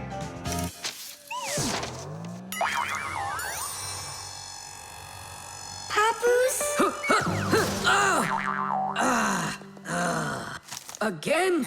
Sorry about this, but there's a hole in this thing, too. A technical drawing is a special kind of drawing. It has to precisely describe the thing that needs to be made. To do that, the drawing must be very accurately drafted and include all of the measurements. And that's not all. If the object is complex, it must be drafted from at least 3 sides, including the front, the side, and the top. You see, the object looks different from every side. So if you don't want to work over and over again, learn to draft correctly.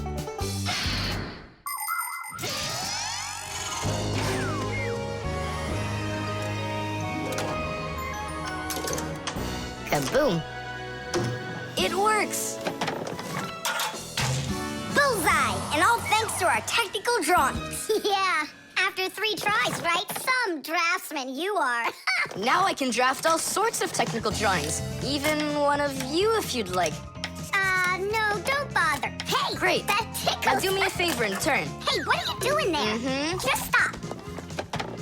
What's going on? Now I think I got it. It's done. And what's that circle for, huh? That's the top view. You know what, Simka? That's what you really look like from up here. Nolik, take this over to Papoose. He can use it to make another Simka. No thanks, Tom Thomas. For me, 1 Simka's enough. Batteries. Oh, my little lemon, just you wait. One day you'll be a strong and splendid tree. She's talking with a flower pot. Oh, you scared me. Do you like it? Like what? My seedling, don't you see? It will grow into a huge tree. And there, amongst the green leaves, will be beautiful yellow lemons. Class. From that thing? Lemons? Oh, yeah. It'll grow into a tree. All it needs for that is to gather energy. Get energy from where? From our sun. The sun? It'll be so slow. Oh, batteries would be faster than the sun. Batteries? I really don't think so. Tula, do you know how much energy they have? Let's just bury a bunch of those batteries in here, and you'll be watching your lemon plant shoot up into a tree. Are you positive? Absolutely. And where can we get the batteries? Over there. Professor Eugenius has a whole box full of them.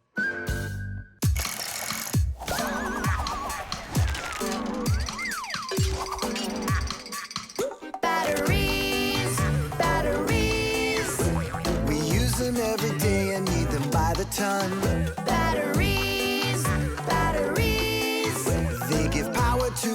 appliances so they can run.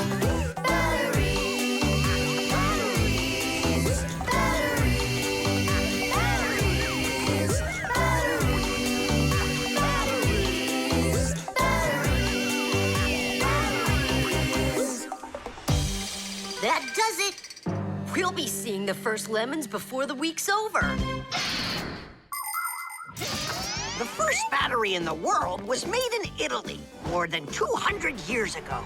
When two different kinds of metal were placed in salty water, electricity started flowing through a wire from one piece of metal to the other. Many years have passed since then, but batteries still work in pretty much the same way. Today, you can find batteries being used for electricity just about everywhere. Tiny batteries are used inside of wristwatches, while big batteries can power cars and even ships. With new batteries being produced by the millions, we have to think, how should we get rid of the old ones? You can't just throw away batteries because they'll poison our soil and water. The best way to dispose of batteries is to take them to a special collection station that sends them to factories for recycling. Yes, it's a terrible idea to bury batteries. You can kill any plants that are growing there. And this is the very reason why Professor Eugenius puts all of his used batteries in that box over there, so he can dispose of them properly. Hey, where are they? Oh, my seedling! We harmed you! What? Where are the batteries? They're in the flower pot. How come?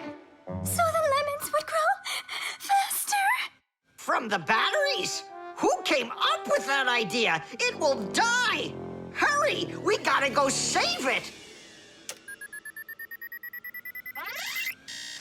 The soil's contaminated. We've got to find a new home for the seedling. But where? Over there. There's a pot with healthy soil. Let's do it. Batteries, batteries. They come in different sizes, shapes, and colors too. Batteries, batteries. Could be yellow, might be green, or maybe red and blue. Batteries, batteries,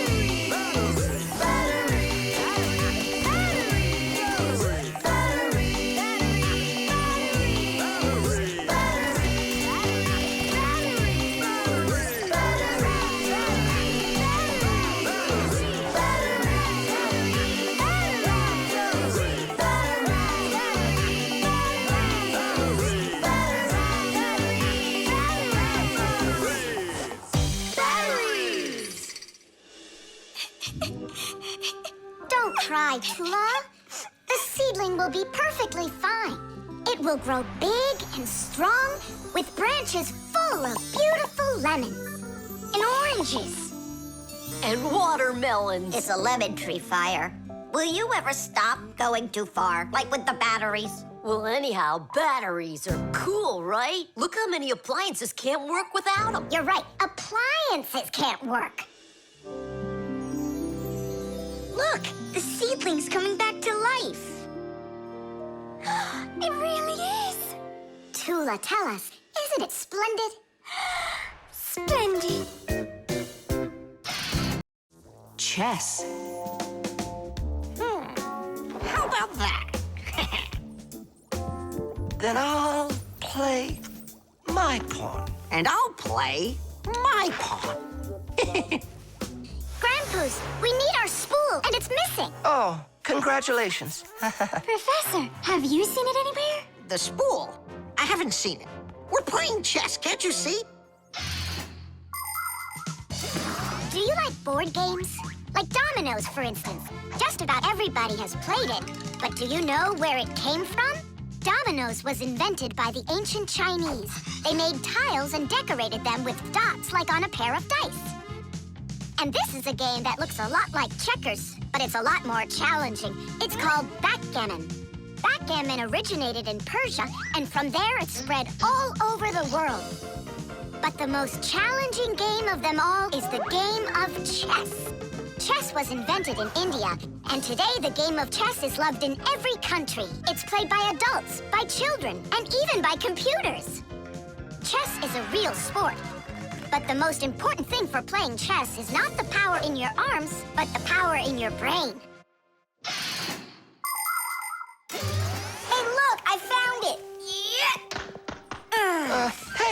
What's going on? That's our spool. Please let us take it back. There's something we have to do with it. But we're using it.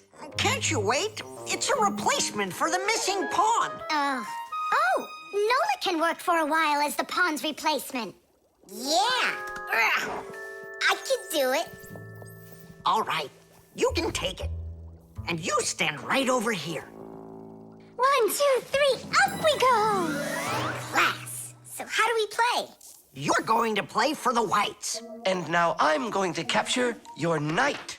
And we're gonna knock over yours. Take that.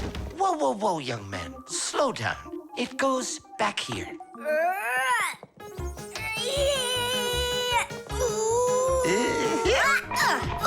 Nolik, get back to your square. What for? Pawns don't move like that. Then how do they move? Only one square per move and only forward. Of all of the pieces, the little pawn is the weakest. What a mess. So which one's strongest, huh? This, it's the queen. She's the most dangerous threat to the other king. Aw, how come I couldn't be queen? Then that black king would have to deal with me. Oh, yes.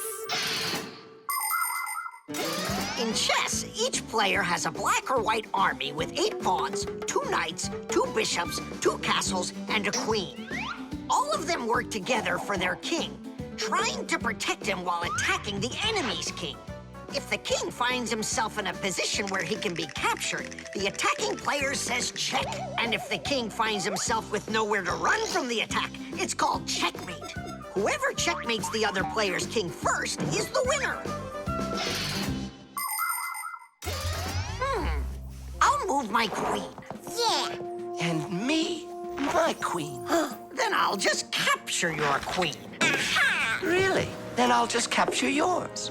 Grandpoos, should I go now? Not yet. So, do you feel like surrendering? Ha! You're kidding. Do you? Nolik, forward. Hooray! We'll step aside. Forward. Aha! Next I'll go and capture the knight. He got away. All right, pawn, and once more, go forward. Grandpoos, where do I go now? Don't you see the edge? Don't go anywhere. Now you're the queen. What? The rules of chess say that if a pawn makes it all the way to the other side, he can become anything that was captured earlier. Hooray! Then I'll be the queen, and I'll be the strongest piece in the whole game. Hey, queen, get back here. In case you don't know, this isn't over yet. We capture the pawn with the queen. Queen, this is your new place. Check. Check. Huh, yeah? Now come to here. Checkmate, my colleague. Of course it is. It is, mate. Yeah, I lost. Hooray! Tadish, tadish, tadish! Professor, we found the missing pawn for you. So that means Nolik can leave with us. I'm not going anywhere with you. Chess is the greatest game you'll ever play in your life. Oh, you should have seen how I put Professor Eugenius in a checkmate.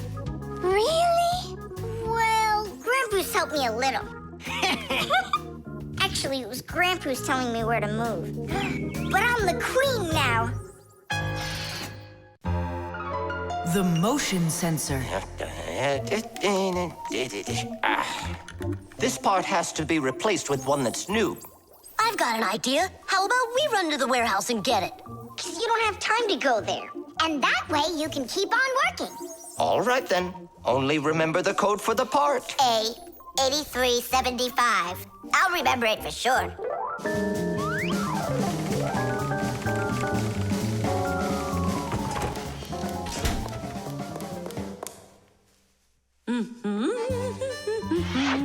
Why is Elisa always there at the wrong time? Do we have to wait till she goes away? What for? We'll sneak out behind her. Did you find the part? It's here.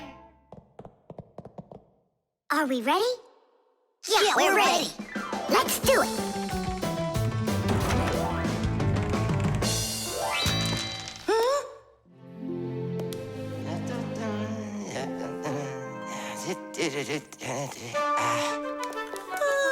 Professor Eugenius, you're in here. Do you know why this door just opened? And closed by itself? Of course I know, Elisa. It's because I converted it into an automatic one. You see, I installed a motion sensor above it. A motion sensor is like an electronic eye that watches everything that moves in front of it. Did you ever wonder how doors open by themselves at places like stores or at the airport? They open with the help of motion sensors.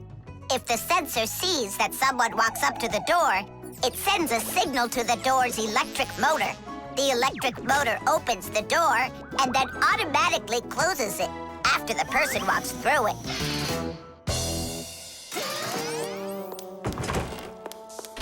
That man is just astounding. Only a bit untidy. The door is automatic now? Then why didn't it open for us on the way here? Because we're too little for that motion sensor. But the part's bigger than we are. Big enough for the sensor to see it. Then how do we get in there? We can fool that thing if we stay close by the wall. Now let's keep this as close to the wall as we can.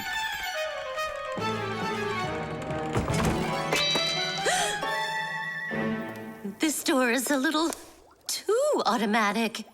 And these parts are here again. Didn't I put them away?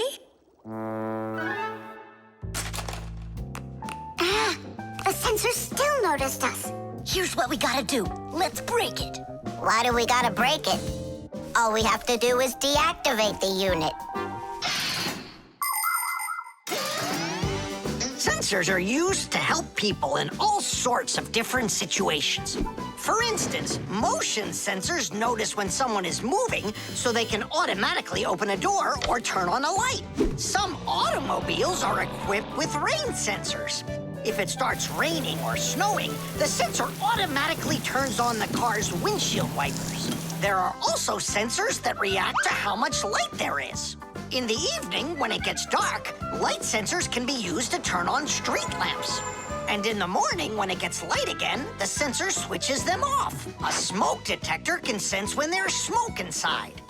The sensor can be used to turn on a fire alarm or even an automatic fire extinguishing system.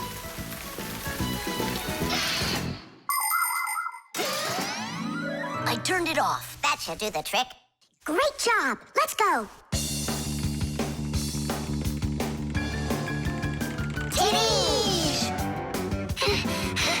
Professor Eugenius, mission accomplished. Well done, Fixies. Actually, not that well. This part here is A7583. Uh-huh. And I asked for A8375. Digit, didn't you say you knew the code number? I did know it, but somehow forgot it. Digit, I can't believe that you forgot it. All right, we'll just have to go out one more time. Thanks, but no thanks. I'll get it this time. I forgot to warn the professor that we've turned off the sensor. And I'm afraid he's expecting that the door will automatically open up. Professor! Stop!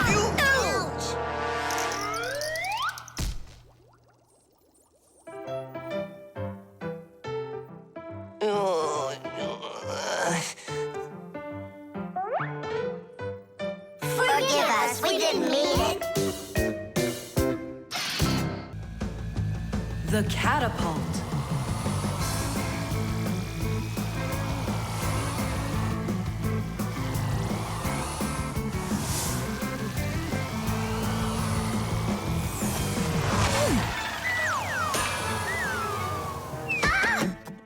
What was that, huh?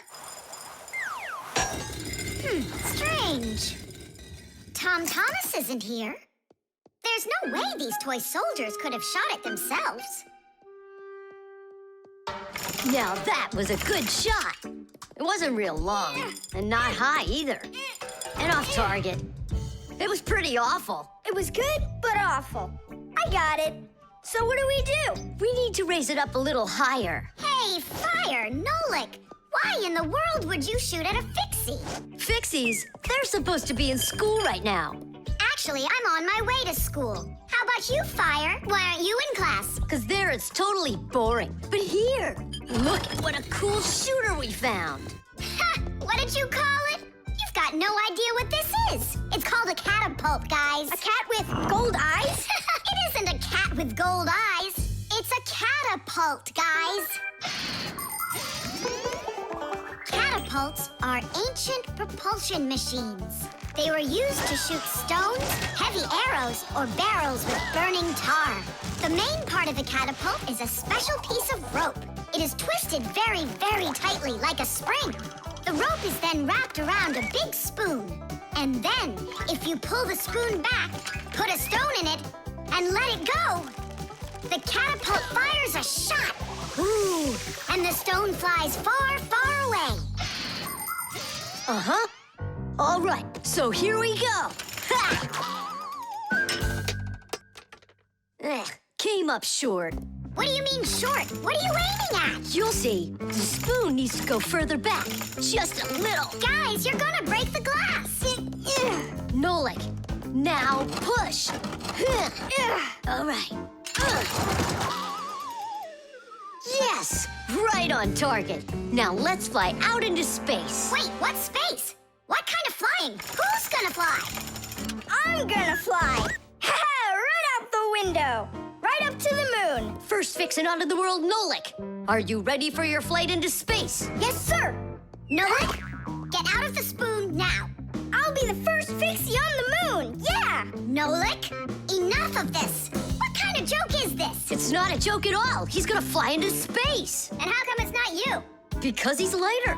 Hold on. Humans didn't go straight into space themselves. They sent dogs out there first. Nah, Chusaka's not gonna fit in here. Simka, why don't you go and let us finish? Fine, I will go.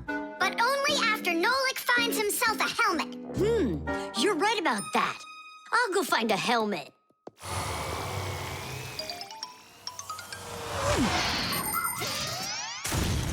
The catapult was invented in ancient times, but people still use them today. Only now, instead of launching stones, catapults are used to launch jet airplanes. You see, the runway on an aircraft carrier is quite short, so catapults are used to help the planes move fast enough to take off. Catapults can also be used to save the life of a pilot. When an airplane has an accident, a catapult activates in the cabin. The pilot is shot into the sky and comes back to the ground with a parachute. A plain old slingshot is also a kind of catapult. It's just a very little one. But be careful with this toy. It can be dangerous to others and to you too. As for us Fixies, the only time that we use catapults is on a peaceful mission. Habus, hurry! Our Nolik's getting shot to the moon with a catapult! What? And if I meet new Fixies up there, what should I say to them? Hi there. And you can ask them to launch you back.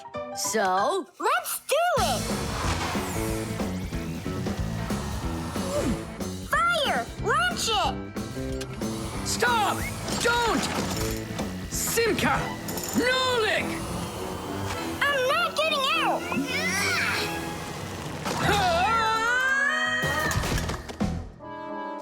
Whew! We're alive. Hooray! He flew all the way. Who flew away? To the moon? Nope, just a bit short. It's not our fault. You're just heavier than Nolik, and that's why you came up short. Papoose, maybe we can try one more time. What?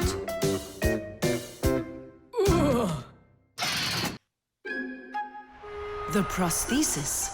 Simka, over here. Take a look at what I found. It's a bear. Ooh. What bear did you find, Nolik? You know, it's the one Tom Thomas told us about. He was his best friend in the whole wide world. Until he became friends with you and me. What? Uh-huh. Let's try to wind him up.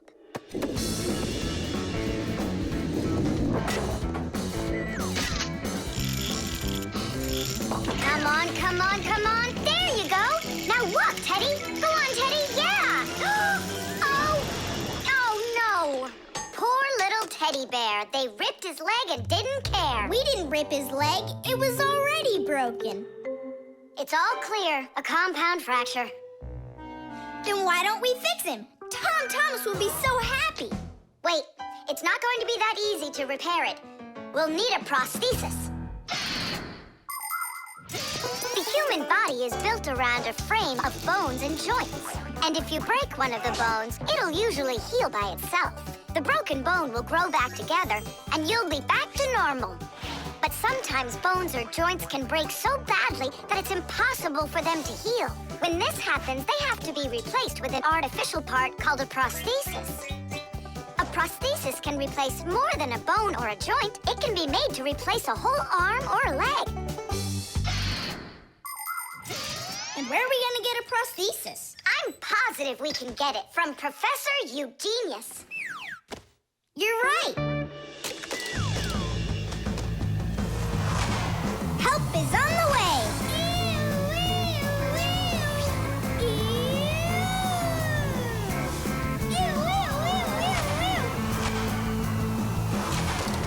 Hello, Professor Eugenius. Ah, I'm pleased to see you, dear children. How do you do? Hi there. Professor Eugenius, can you make a prosthesis? What, have you broken something? No, not us. It was the bear. He broke his leg. What bear? The teddy bear that used to be Tom Thomas's friend. Ah, now I see. Today, with the help of modern prosthetics, more is being replaced than just arms and legs. For example, if you lose a tooth, it can be replaced with an artificial one. That's also a prosthesis.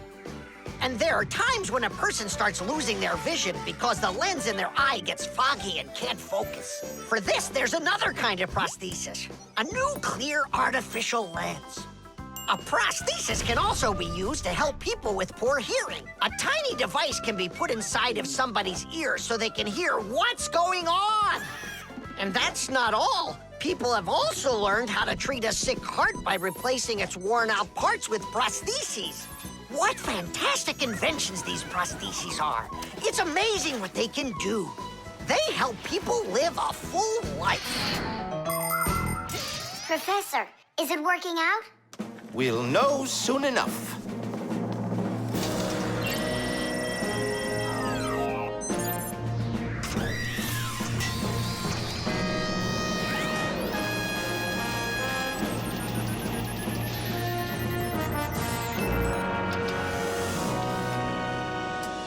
Done. Here you go. Thanks so much for your help, Professor Eugenius. Not at all. Take care, kids. In gadgets and devices, our work will never end. Appliances are fickle, they need a loyal friend. At morning, noon, and midnight of every single day. When there is an emergency, you know we're on our way. 1, 2, 3. Inside we'll be all day and night. We fix things right. Well, now this old friend of Tom Thomas's will be just like new, Nolik. Simka, if Tom Thomas makes friends with the bear, then what? Will he stop being friends with us? Hi, everybody. Hi there. Oh, my teddy bear. You found him for me. And you fixed him. Ah, thanks a lot.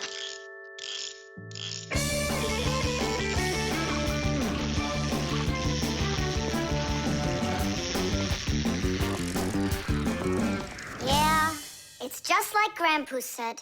A friend that's old is better than two that are new. Who's new and who's old? Well, the bear is old. And we're new. Nolik, it's not true. You're the Fixies, guys. You're my very, very best friends in the whole wide world. Tish! The stain.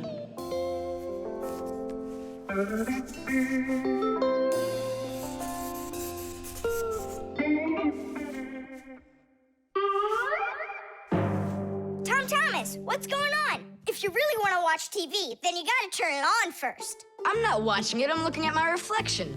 I'm working on a self-portrait. And which shelf will you be painting in your shelf portrait? It's not a shelf portrait, it's called a self-portrait. It's when an artist draws or paints a picture of himself. Of himself? Ha! You think you've got muscles like this superhero I see here on this paper?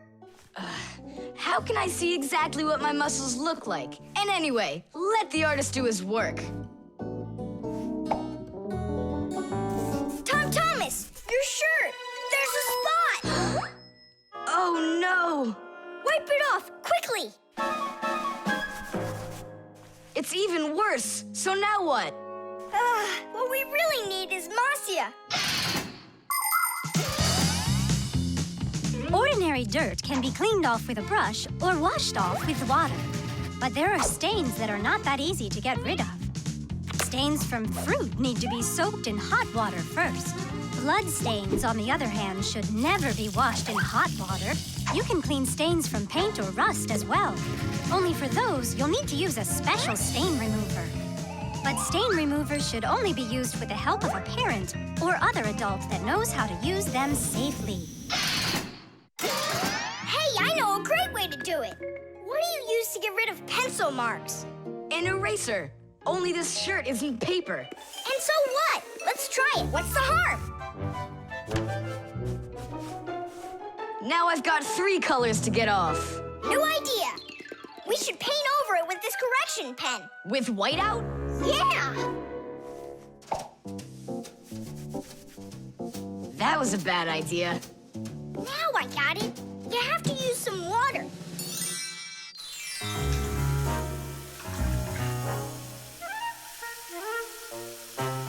The wash should be better, don't you think? No, you can't wash whites with colors. And you've got a white shirt with colors all over it. Then how about if we try some more water? How much more can you use?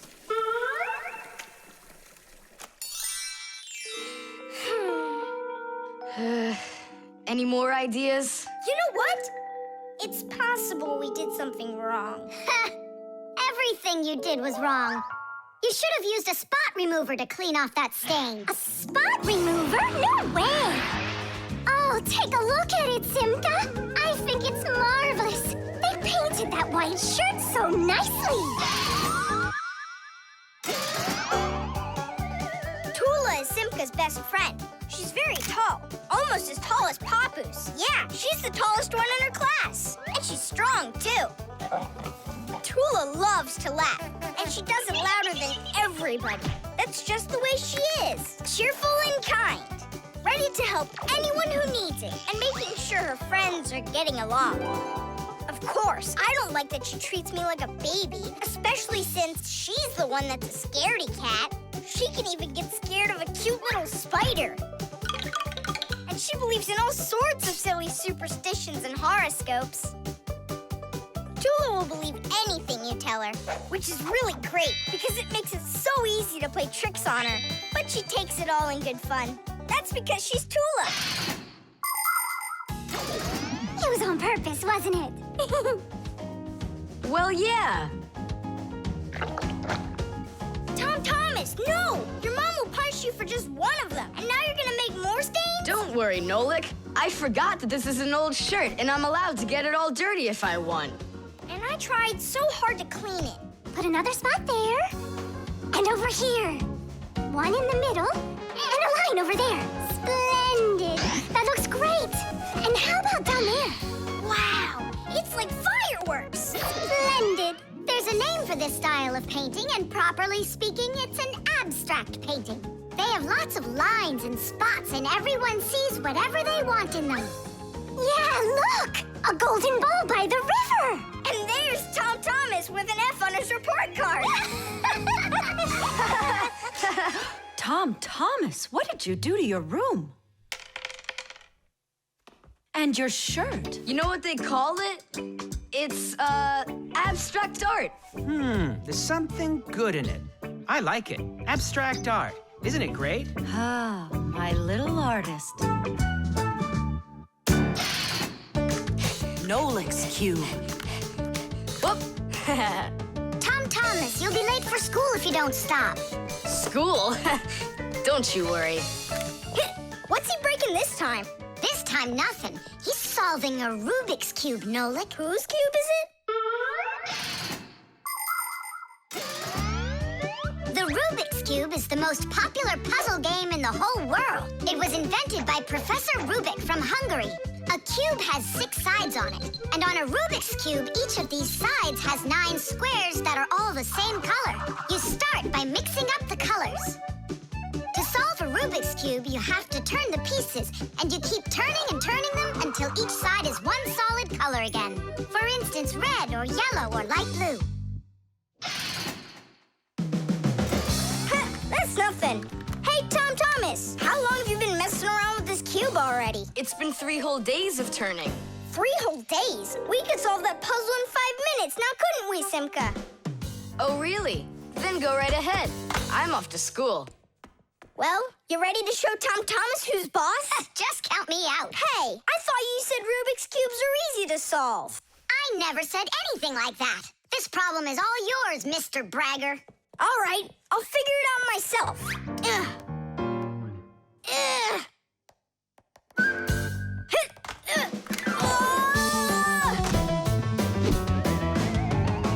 Hey, Nolik, looks like you've got a problem. Oh, hi, Fire. Now I'm good. Just solving this Rubik's Cube. Yeah? Can I do it with you? What, you can do it? Of course I can. How hard can it be? You'll see for yourself. Try getting all the red squares on one side. Piece of cake. Now hold it tight. Great, I'm with you.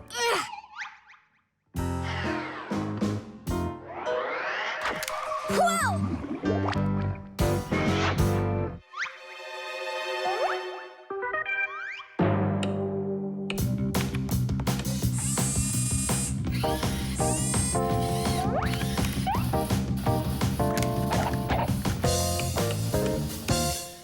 You mean like that?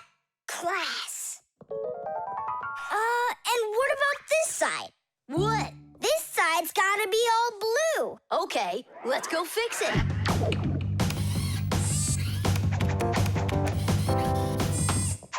There, like you wanted. Now what happened to the red side? Huh? Simka was telling me that on each side there has to be one color. Oh, like Simka'd be able to do this? Simka can do it all. Well, if Simka can, then I can too.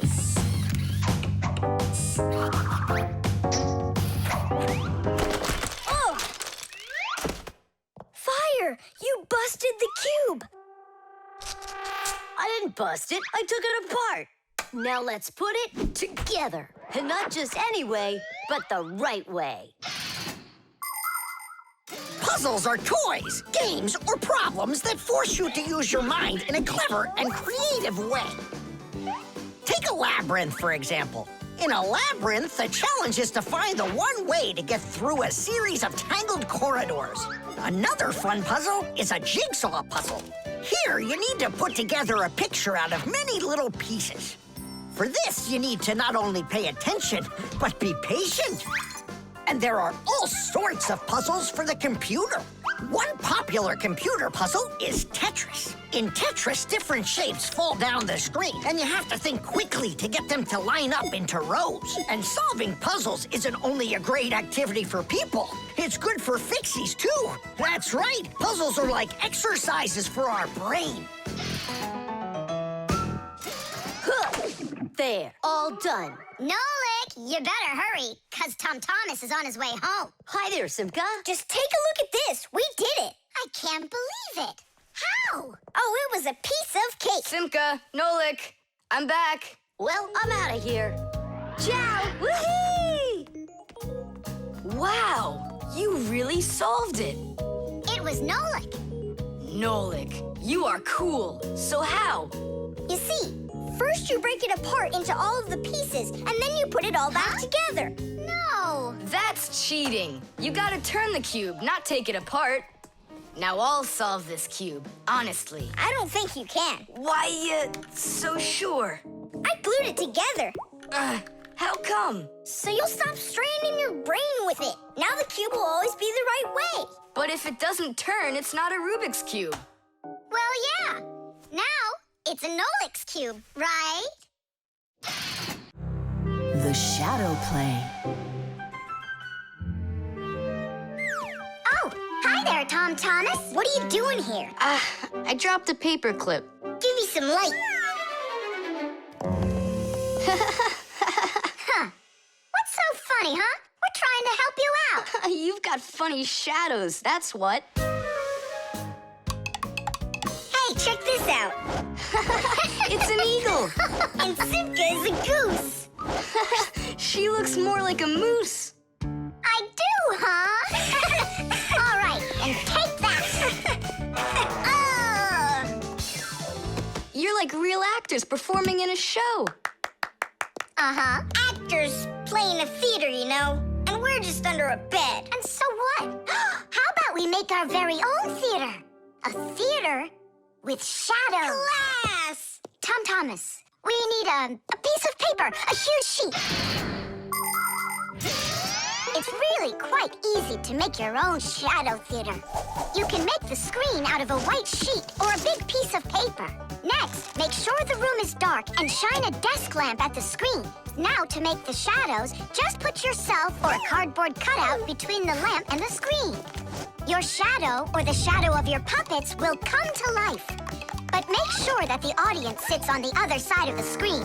The play will be much more magical for them from that side. Tom Thomas, light. Oh, wow! Simka, you look totally like the real Red Riding Hood. Hello, dear granddaughter. Hello, dear grandmother.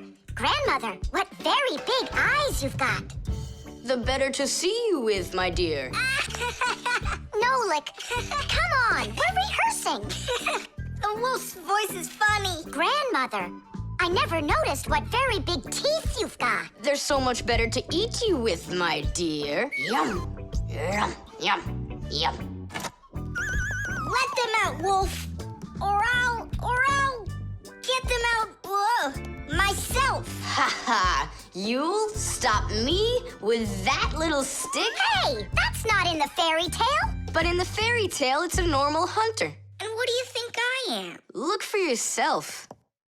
You're way too small to be the hunter. Fine, then go to your play without me. Well, I guess I'll have to make the hunter out of paper then. That's all. Take a break.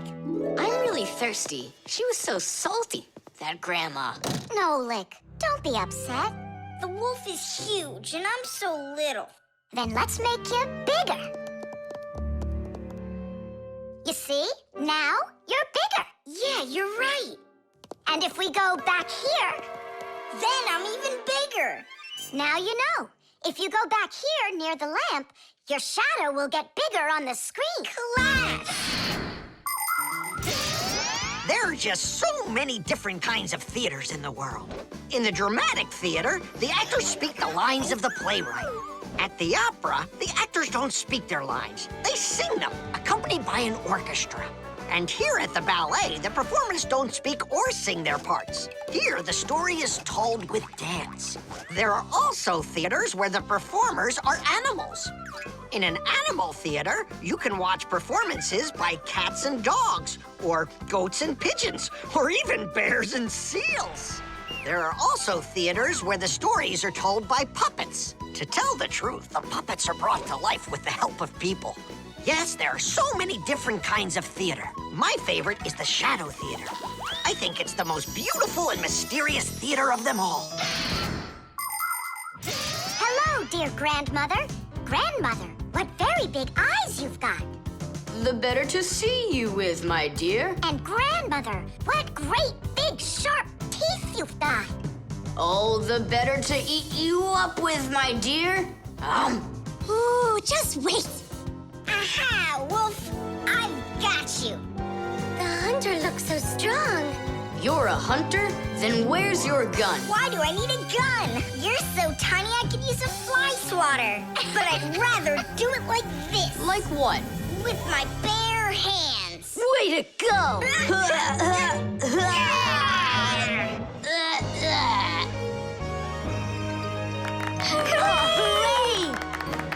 Splendid! Who was your favorite? Mine was the grandmother. Well, I think Red Riding Hood was the best. For me, the hunter. He was so mighty and so fearless. And for me, the special effects. The fire extinguisher. So, who can tell me, in the home, what is the greatest danger of them all? Chewbacca. Well, dogs are dangerous for us, but what is very scary for us and for humans? Fire! Huh? Where? I was just answering what you asked us. Although your joke was awful, Fire, your answer was actually correct. Nothing can be worse than getting caught inside a house on fire. Don't know much about chemistry, but I can handle circuitry. That's an interesting idea. I have to try it out. And that's why every Pack-A-Mat has a fire extinguisher inside of it. And how do you turn them on? Well, I'll show you at the end of the lesson. Nolik, listen, yell fire. How come? I just want to find out how the professor turns on a fire extinguisher. Forget it, Fire. I won't do it for you. Fire! Huh? Huh? You again! I was joking. It's a stupid kind of joke, and I want you to leave right now. Actually, I should call your parents to discuss this terrible behavior. Fire is no joke at all. Remember, never fool with fire. Of course, you should never play with matches or with lighters. Everybody knows that. But those aren't the only things that can cause a fire inside of a house. So can a stove or a fireplace. And don't forget electrical appliances, like electric burners, space heaters, and irons. If you act carelessly around any of these appliances, they can cause a fire. And we should never forget to take extra special care with sparklers, candles, and fireworks. Sparks can jump off of them and set fire to highly flammable things like paper, wood, or cloth. So, what do you do if a fire suddenly breaks out? That's right. You call the fire department by dialing the number for all emergencies, 911.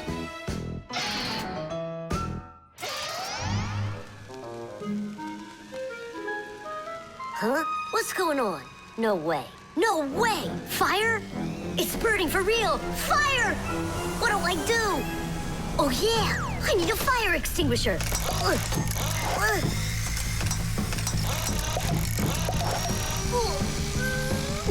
Where are you? And that's how a Pack-A-Mat can become a fire extinguisher. Do you understand? We understand. There's a fire! It's over there! Enough!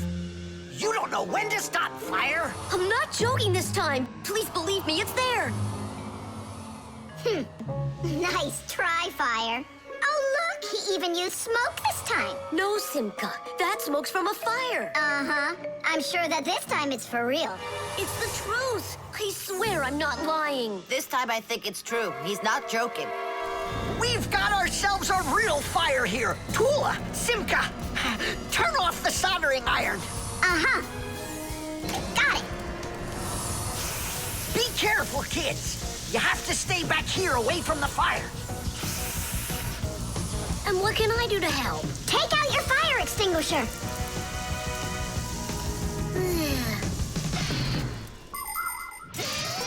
Long ago, people used to put out fires with just water or sand.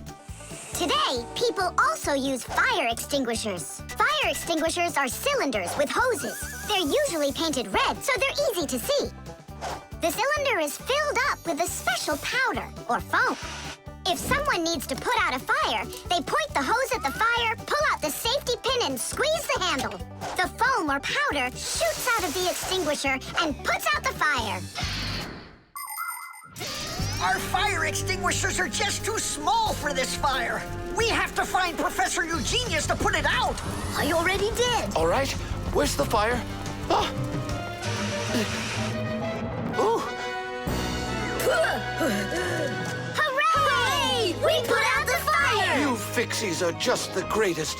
Thank you. You saved the whole laboratory. Not at all, colleague. If not for you Fixies, I can't even fathom how this could have ended. And what I'm wondering is how the fire got started at all.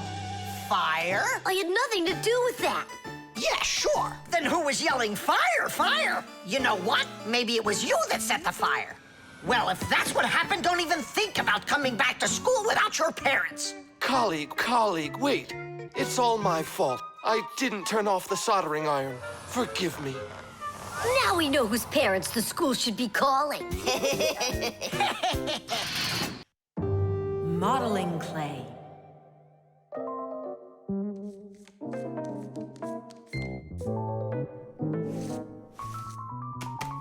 All done. Simka, take a look. I've got my own pack-a-mat.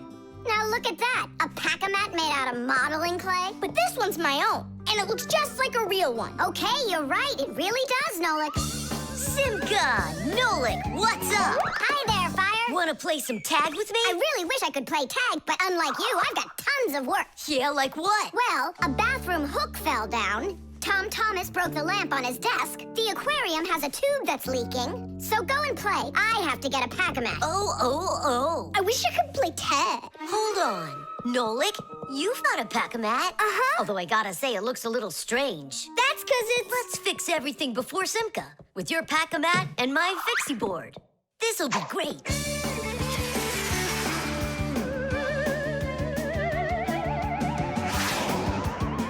So where is that hook that fell down? All right. Nolik, get out some sticky stuff. From where? Obviously, from out of your pack-a-mat. But it isn't real. I made it out of modeling clay today.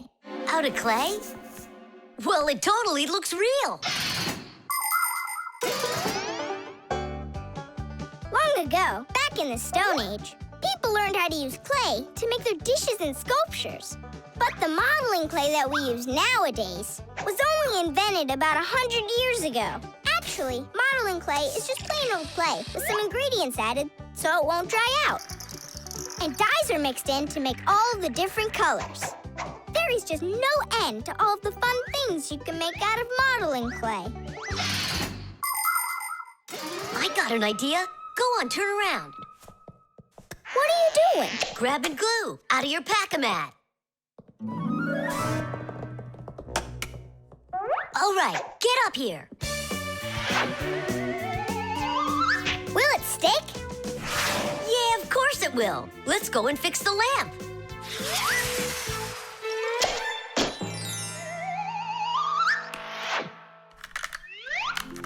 We can't fix this without a real pack-a-mat. Yours will work just fine.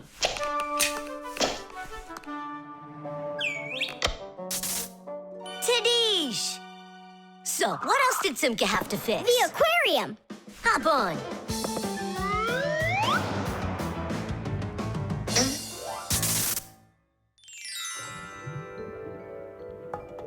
Well, where's that leaky tube?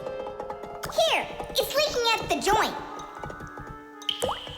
Yeah, this tube is gonna need a lot of modeling clay. Give me the rest of your pack-a-mat. Sure.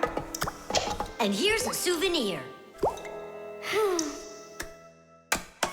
They're all done. What's all done? We already fixed everything. And what did you fix it with? Modeling clay. Ha!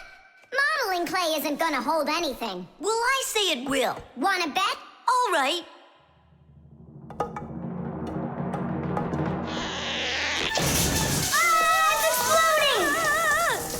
What in the world is happening here? Flooding water! You just do as I tell you, without panicking. Did you know it's possible to make modeling clay in your own home? Just write down this recipe. You'll need a cup of flour, a half a cup of salt, and a half a cup of water. Now, mix the salt with the flour and add the water little by little. Mix it together really well. What are you saying? That it looks just like dough? Well, that's exactly what it is. It's just not for eating. It's way too salty. But you certainly can sculpt things out of it. If you want your modeling clay to be colorful, you can add food coloring or watercolors to it. That's it. Your modeling clay is ready to be sculpted. When you're finished, don't forget to let your figures dry in the sun. That way they'll get nice and hard and last you a very long time.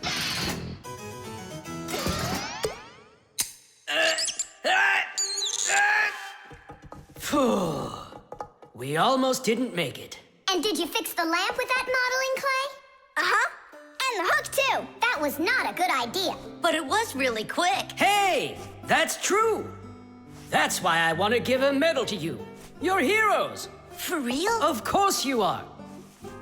And here it is, your medal. But it's made out of modeling clay.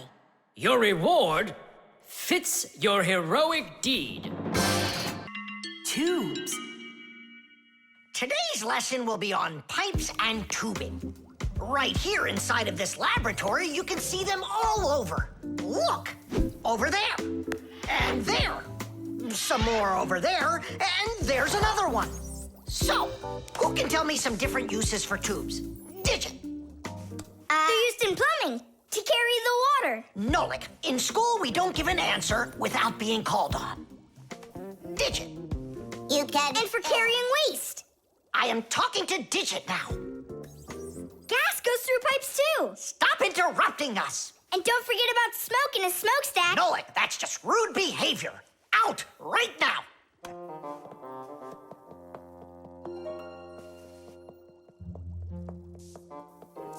All right. And a shower hose. That's also a tube, right? I told you to get out. Yikes! And a vacuum cleaner's got one too.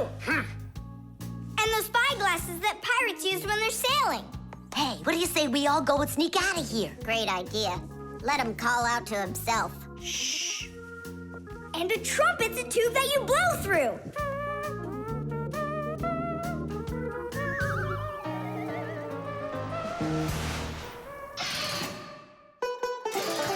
Nolik is my younger brother. There's a lot he still doesn't know, but that doesn't stop him from getting involved in things he probably shouldn't. Unfortunately, that can get him into trouble. So, every once in a while, me or my parents have to rescue him. No, I wouldn't call Nolik a pest. He's just a bit curious. That's why he broke the #1 Fixie rule, hide from humans. Nolik's the one who first became friends with Tom Thomas. Well, I was there too, but Nolik started it. Actually, first it was Grampus. Many years ago, he befriended Professor Eugenius. And after that, the professor let us have our school in his laboratory. So it turns out that Nolik is just like his grandfather.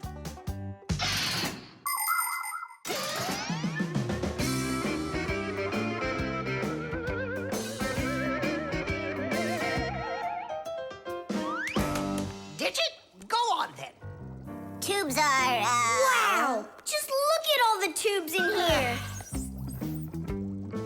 There's rubber ones and glass ones that are curvy. Oh yeah! Pens! Parts of them are tubes too. He stopped talking. He ran out of ideas. And those tube slides at the water park. The barrel of a rifle and the shell of a bullet. Those are tubes. Oh, there's a tube with a serious crack. And it's also dripping and hissing. It's dripping?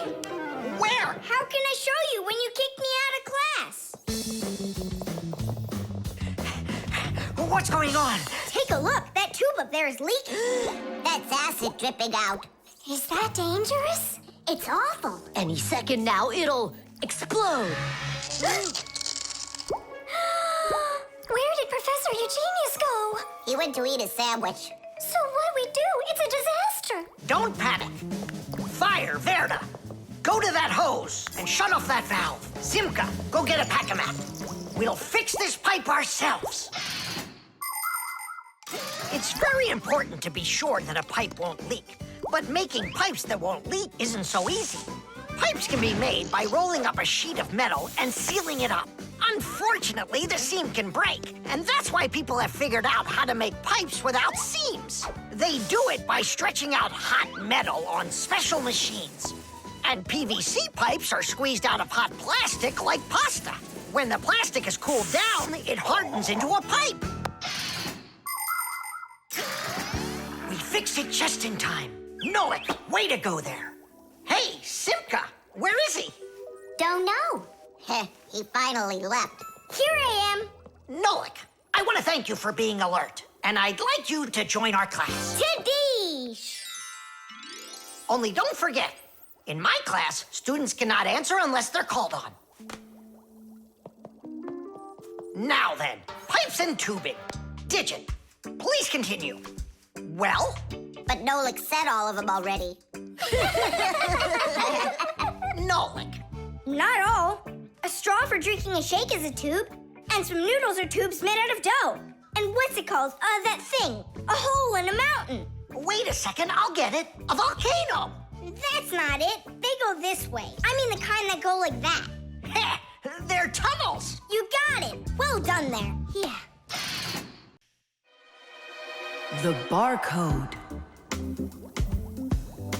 And so, what do we do if we happen to see humans? Hide from them, right? And what if you've got nowhere to hide? Then we turn ourselves into screws. That's correct. Where could it be? Where on earth could I have put it? Oh, I'm such a scatterbrain. Ah, it's Professor Eugenius. There's no need to hide from him. He's our friend. Where has it gone? Did you lose something again, Professor? Yeah, how did you guess? It's just awful. Yesterday I started testing a new iron, and today, it's totally disappeared into thin air. Where could you have put that thing? I've got it down to 2 places. It could be in the warehouse or not in the warehouse. Yeah, that information will help us find it. Or not help us find it. Class, follow me to the warehouse.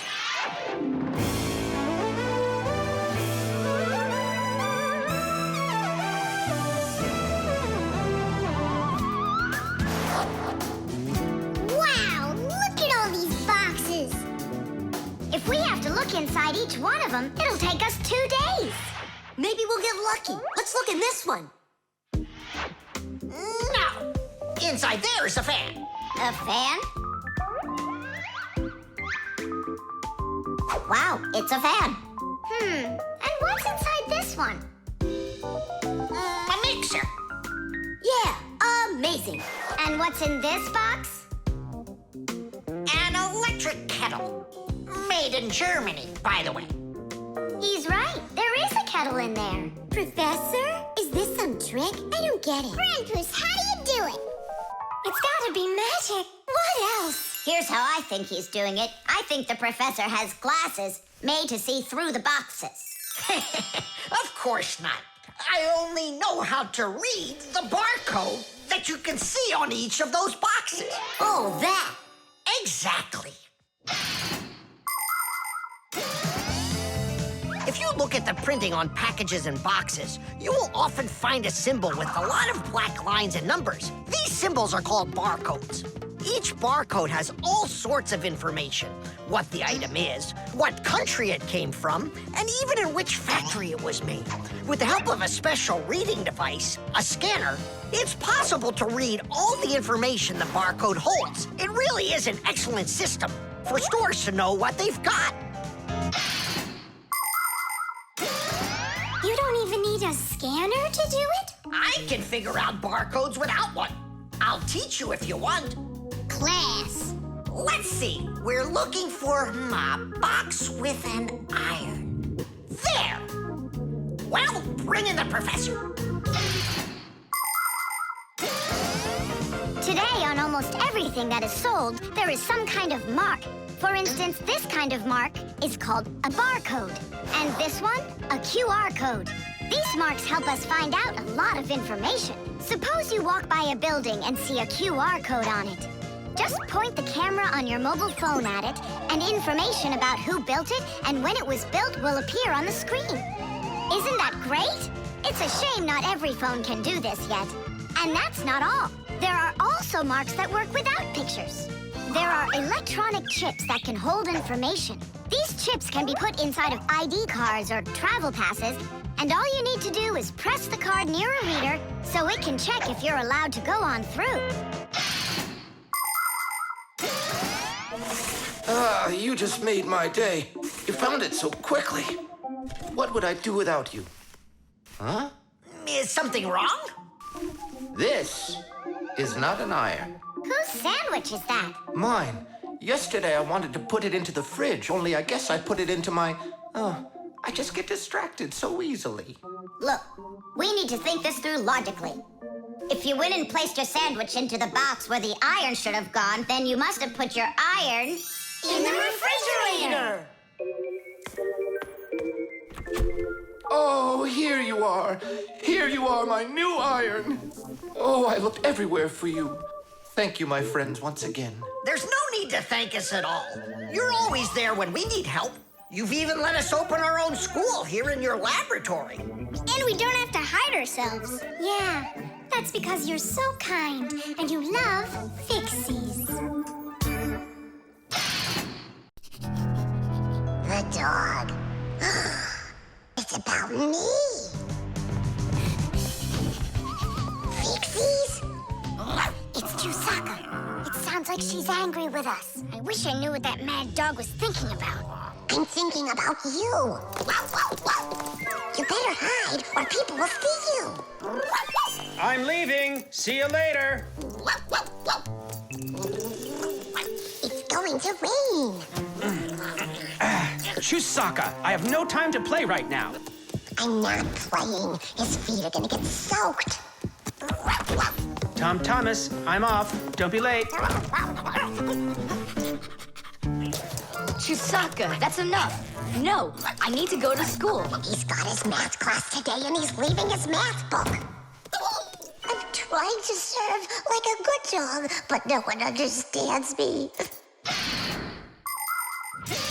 Dogs have been serving people since ancient times, along with cows, horses, chickens, and other domestic animals.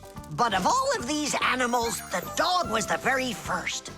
In the beginning, domesticated dogs looked like wolves. Over time, they started changing and were developed into dogs of many different breeds, from big shepherds to tiny chihuahuas. So a dog is not only a human's best friend, but his very first friend as well. What is that smell?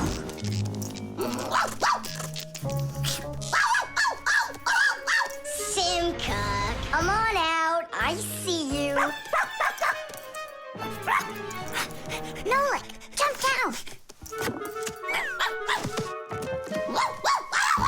Oh no, we're trapped in here. Alert, something's burning over there. Why won't they listen? I think she's going to eat us. Together with the box.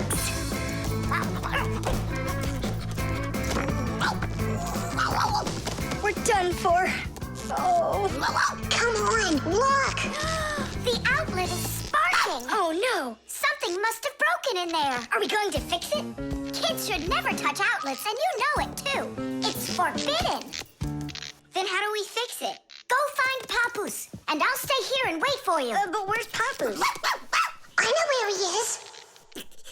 I don't know what she's barking about, but I think Chusaka wants to help us. Then come on, Chusaka. Help us.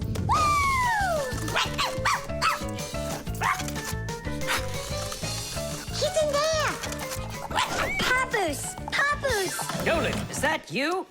There's an outlet sparking over there, and it smells like it's burning. Are you sure? Yeah, Chusaka found it. Really? Great job! There are many kinds of service dogs. Dogs that help people by carrying out a wide variety of different jobs, like protecting a house or a flock of sheep if the dogs are shepherds. Some working dogs help guards protect their borders, while others work for the police. There are sled dogs that transport people and loads in the north, where there's only snow and no roads. Some service dogs help blind people by helping them get to the places they need to go. And there are dogs that save people trapped on mountains. And that's not all. Dogs went up into space before humans. But don't think that dogs are just given these jobs. Oh no, like humans, dogs study for a long time before they're allowed to take on serious work.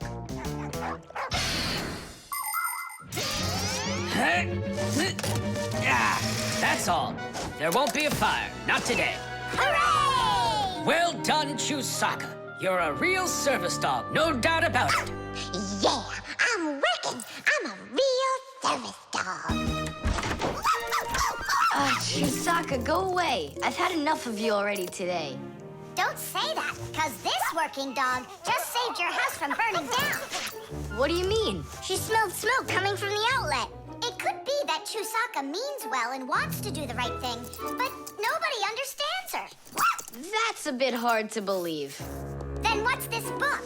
Oh, my math book. That's where I left it. Remember how Chusaka wanted to make you take it to school this morning? You're right. Atta girl, Chusaka. Well done. Achoo. What a rain. My feet got wet to the bone. But this morning, Chusaka tried to get you to wear a different pair of shoes. That's something. I should listen more closely to this smart little dog of ours. Finally, they understand me. The key card. Well, Professor Eugenius, your kennel's back in action. Tiddy! Ah, why, thank you. I've been longing for a cup of tea. Yes. There's no tea left in here. Then I'll go ask Lisa if she has some. Look! Professor Eugenius! You forgot the key!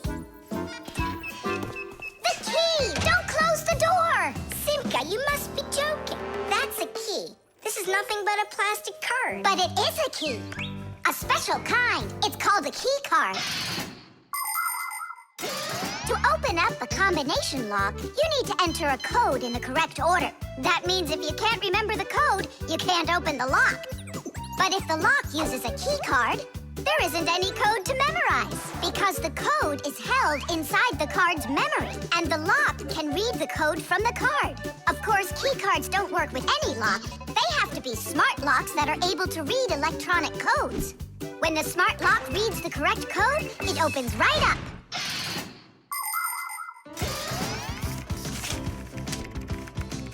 Lisa, do we have any tea here? Of course, Professor Eugenius. Wonderful. I'll take one bag then. Oh, I left my key inside the lab. Can I borrow yours? Just don't forget to give it back. Of course I'll give it back. Come on, Elisa. I got myself a tea bag. Professor Eugenius, the water's boiling. Fantastic. Ta-ra-ta-ta-ta-ta-ta. Ch-ch-chai. Wait a second. Oh no. I was supposed to give something back to Elisa. Why don't you go and ask her? Right. I'll be right back. Professor Eugenius! That's card number 2 now. Elisa, I promised you something, didn't I? Yes, the key. You said you'd return it. Yeah, sure. Let me get it. Just a sec. Oh, I locked it in the lab. It's terrible. How will you ever get back into the laboratory now? You see, there is one way, but it's a secret. Would you mind leaving for a couple of minutes? Colleague, Professor, can you do me a little favor? The key. I think I left it on the table. Yeah, right. It's true. So how do we solve this? I need to think about it. What's there to think about? We just have to go and push it under the door. You think you can do it? Yeah! It's time to get to work. Hey, what's going on? Oh, were you just calling for me? Yeah, no, Lisa, not for you. It's so heavy. Do you know where Digit ran off to? Ow! Digit's off somewhere thinking. He's always doing that when it's time to work. Hard to port. Hard to starboard. Way to go, Nolik. Then who were you talking to? Actually... Oh, what's that? Where? What? What was that? Come on, let's try again. Look, do you see that?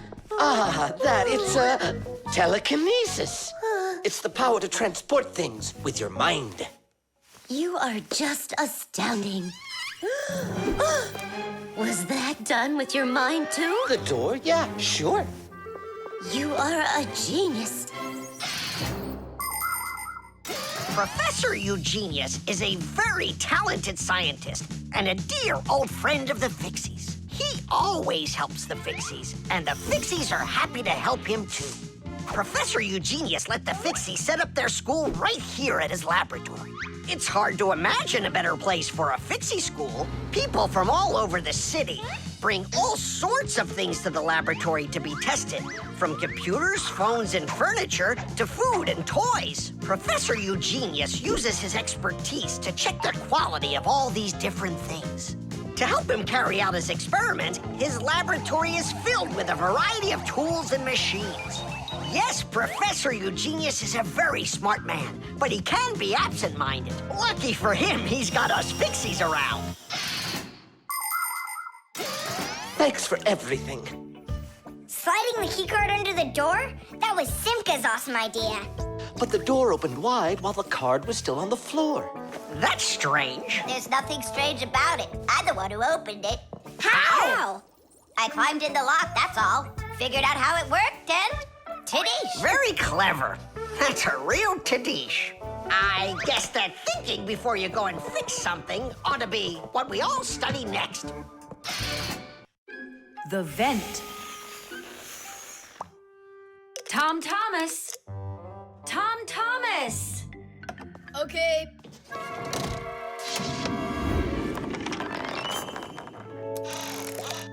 Simka, Tula, check it out. It's pretty, isn't it? Oh, splendid. It's nothing but a trinket. It's completely useless. Useless? Look how well it matches my hair clip. Useful things are the kinds of things you truly need. For instance, like this rope ladder I've got. It's splendid. And where do you plan on climbing with this thing? Now, this mirror here is both useful and pretty. Oh, how splendid. Tula, you say everything is splendid. Well, here's something super splendid that I bet you don't have. Oh, what is it? It's a mechanical super claw. It must be just perfect for scratching your back. Now look what I have. A photograph of Vector. And he signed it for me, too. Are you sure that's Vector? You've got a photo of the bravest Fixie on the face of the entire planet? Yeah, and the most beautiful. Is it him for sure? No way. Let me take a look. You'll smudge it. You've been fooled. No. Yes. Jealous? You are. My photo! Oh, no! What was that? A draft. This is completely your fault. It's not my fault. It's your fault for bragging so much. Please, girls, stop fighting. Let's go find it.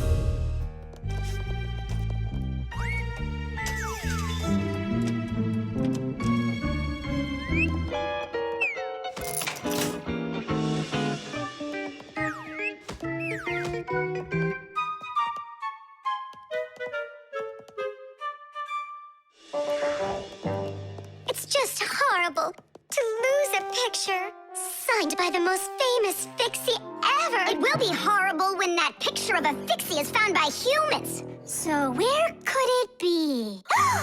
I know how we can find it. Exactly. We'll blow a bubble and watch which way it goes as it floats away. We'll follow it and find your picture. Do you know why you can blow bubbles out of soapy water? At the surface of any liquid, there's an invisible film that is very thin but very strong. If you want to see it for yourself, fill up a glass with water all the way to the very top. Now you need to take a coin and carefully drop it into the water sideways. Then drop in another coin, and another, and another. You'll see that the water doesn't pour out, but rises up and forms a hump. That's because the water at the top sticks together. Why? Because of a force called surface tension. Thanks to surface tension, water can form drops. It also helps us blow soap bubbles, because when we add soap into the water, the film gets even stronger, but still not strong enough to stop the bubbles from bursting. Okay, it's ready. Now we need to blow. Do it together. And... I don't think this way's gonna work.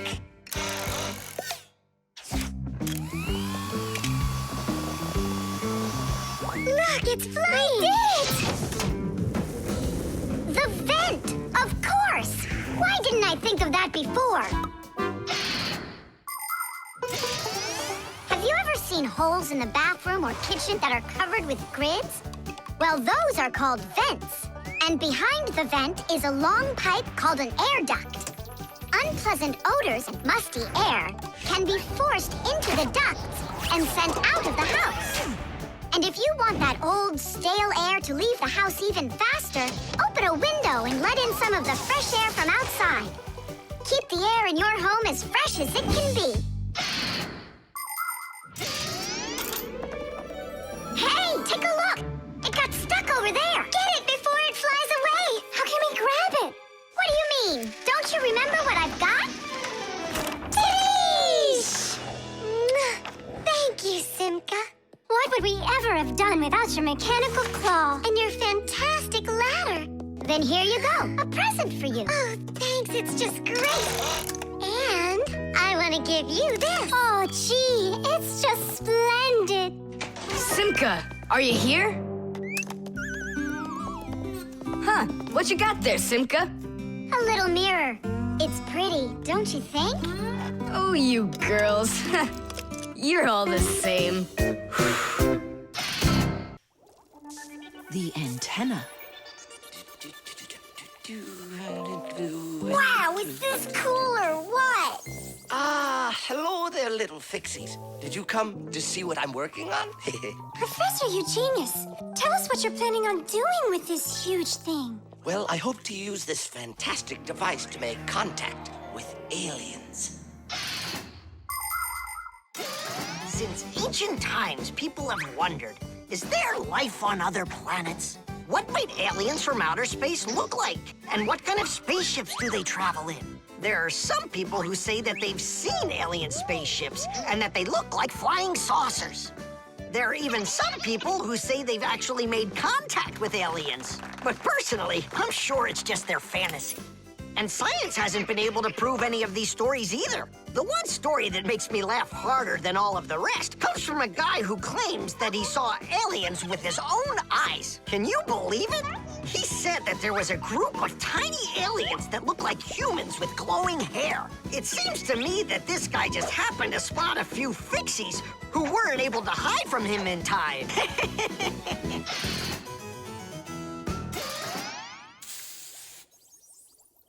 It's ready. If I could talk. And now what? If the aliens are out there flying by the Earth, they'll see this plate, get hungry, and come for food? Aliens don't need a plate like this, silly. When they've got plates that fly, flying saucers. You're both silly. This thing isn't a plate at all. It's an antenna. Antenna? Antennas help people receive radio signals. They come in all sorts of shapes and sizes, like this, or this, to pick up a signal that's very weak. Powerful antennas that are shaped like large dishes work the best of all. When radio waves hit the dish, the waves all bounce off of it and gather together into one point. This makes the signal stronger and clearer. The most powerful dish antennas can even pick up signals from outer space.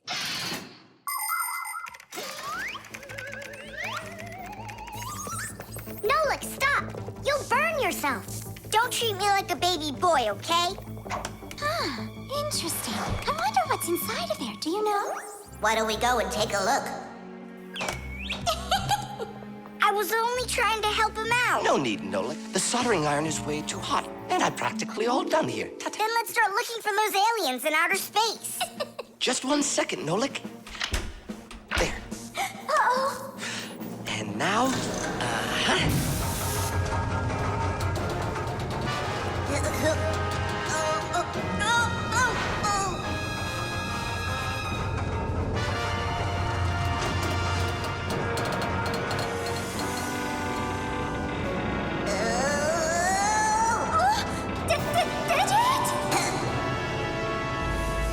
Here we go. Nolik, Simka, let's see if we can pick up signals from outer space. What do you think? Is it night right now, where the aliens live? What if they're sleeping? Quit bothering the professor with your nonsense. Let us out right now. Can't you hear us? Please let us out! I'm afraid there's no way they can hear us from this far away. I can't hear any signals. It just sounds like static. Be patient, you guys, and keep listening. Digit, we all know how clever you are. Can't you think of a way out of here? I think I got it, Tula. You stay there. Yeah. I'll use a special code I know to send a signal that we're in trouble. Wait a second. Do you hear that? Could it be a signal from the alien? Hooray! This is sensational. It means that somewhere in the cosmos are intelligent forms of life. 3 dots, 3 dashes, 3 dots. Ooh, it's Morse code. It's a signal for help that they're sending. You don't think the aliens are in trouble, do you? Yeah, I think so. And who do you think they learned Morse code from out there? Yeah, that's strange. There are hardly any Fixies that know that code. Digit does. And where is he, you know? And where's Tula? Well, I think I know exactly with which aliens we made contact. I think I know it too, Professor. Lower the antenna.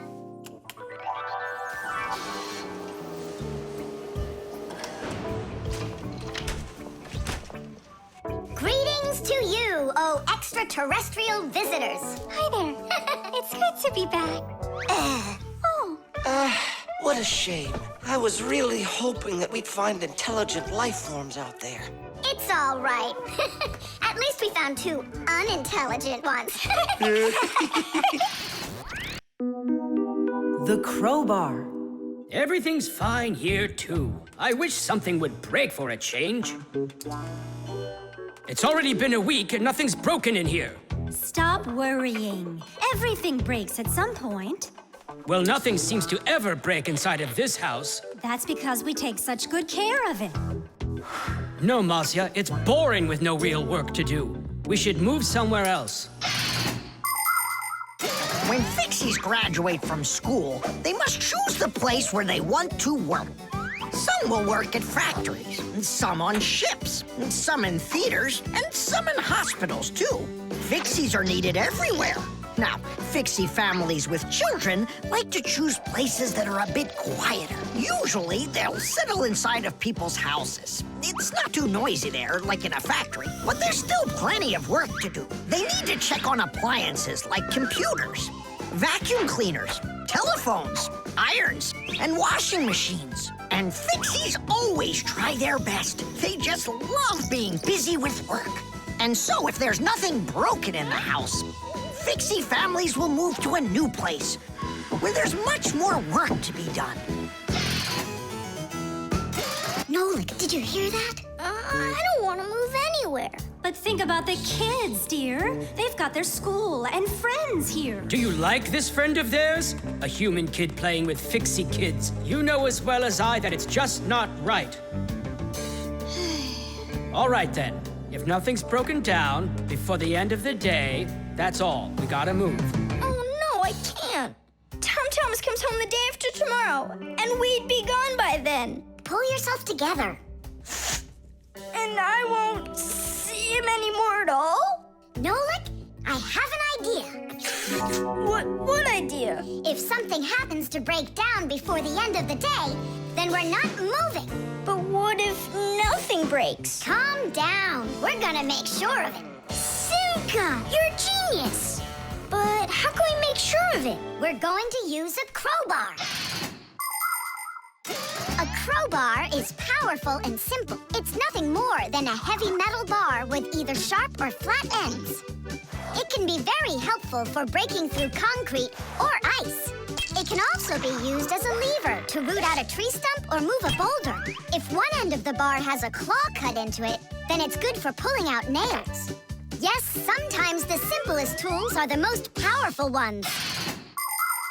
Do we have that tool? We've got our pack-a-mat, and it's got everything. Yay! In gadgets and devices, our work will never end. Appliances are fickle, they need a loyal friend. At morning, noon, and midnight of every single day. When there is an emergency, you know we're on our way.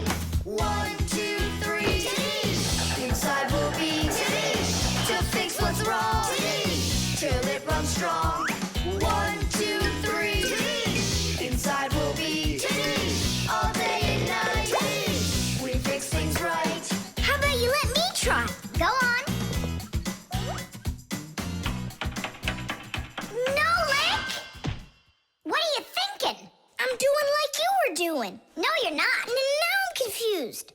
First off, whatever you break's gotta look like it broke all by itself. Oh, I gotcha. And second, you gotta break it in some way that can be fixed later. Did someone say something needs fixing?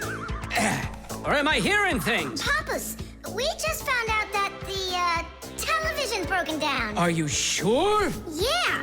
And one of the keys on the keyboard is stuck. For real? For real. And the clock's not running either. Oh ho!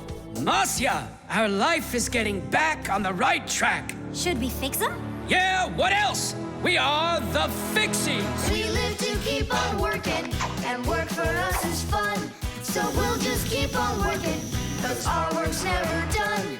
And deep inside of gadgets, if you look when it's dark, you might just see us race around like multicolored sparks. 1, 2, 3, Taddish! Inside we'll be Taddish! To fix what's wrong, Taddish! Till it runs strong.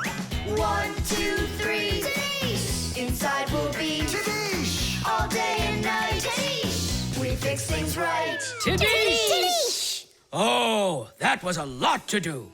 You'd almost think that somebody broke it on purpose. Well, we didn't do it. It broke by itself. Yeah, this apartment still needs a lot of work. We shouldn't move anywhere. I like it here. So do I. It's the best. See, we don't need to go anywhere. GPS.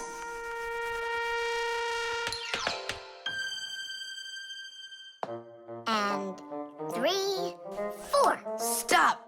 Who goes next? I'm next. 5. 1, 2, 3. 3. And Wait, I gotta choose a route. Should I go here or there? choose already. Nolik, what are you doing over there? Nothing at all. Just waiting at my place. Good, and don't get off it. Well, Fire? What was that? The alarm on my Fixie tab. Oh, our lesson's about to start. Hurry! What about the game? Later.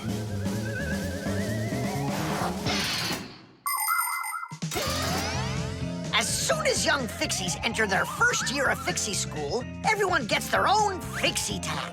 It's a little computer that can do anything at all.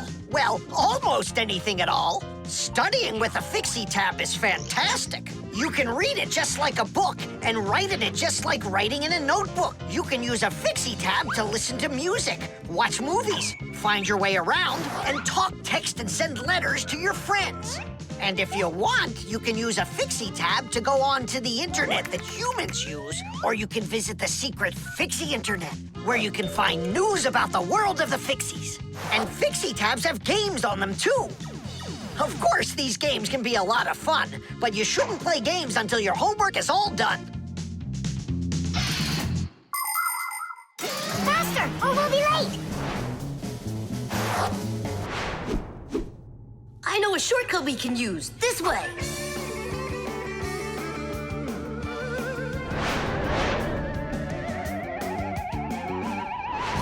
Now which way do we go? I need to remember the route. I think it's this way, or it could be that way. Well, which is it, this or that? I have no clue. Uh-huh. So what's our plan? We'll go back and start again. We flew in from there, right? No, I think it was there. That's not how we flew in. It was there. I think we're lost in here. Uh-oh. Nolik, stop the panicking. I only went uh-oh. I'm not panicking yet. It's your fault, Fire. I know a shortcut. Go this way. How are we gonna get out of here? How do I know? All I know is that we're late for our lesson. Thanks to someone. It wasn't on purpose, I swear. Now Grandpa's will punish us. What's going on? Well, I think I found a way to get out. Which way? Right here. I forgot that inside of my Fixie tab is a GPS navigator. Class. What's a navigator? A GPS navigator is an interactive electronic map that can help you find your way around. The navigator can figure out where you are by using signals that are sent to it from satellites. All you have to do is type the address of the place you want to go into it, and the GPS can figure out a route to get you there. And then it helps you as you go by telling you where and when you need to turn, so you can easily get to your destination. Let's see. Right now, we're here. And where do we need to go? You know where, to school. But where is that? Are you joking? In the laboratory of Professor Eugenius. Can you be quiet? Where do you want to go? The laboratory of Professor Eugenius. Please wait while I chart out the route. Ha! It did it! The navigator says to go there. Hey, what are you doing over there? Come on!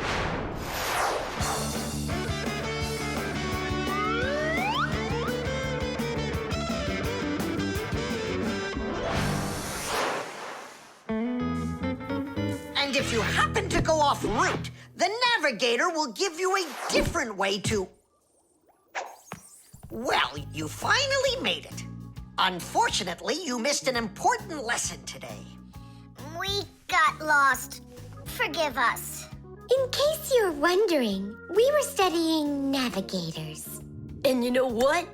We just used a navigator to get here. Yeah, it showed us the way we had to go.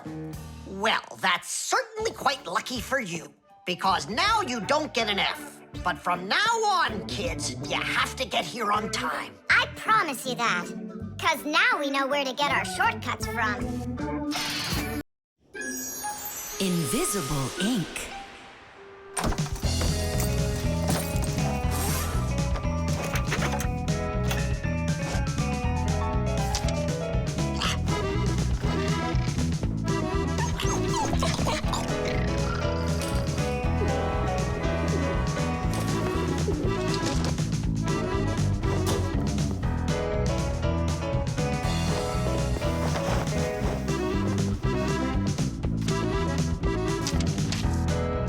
To Tom Thomas.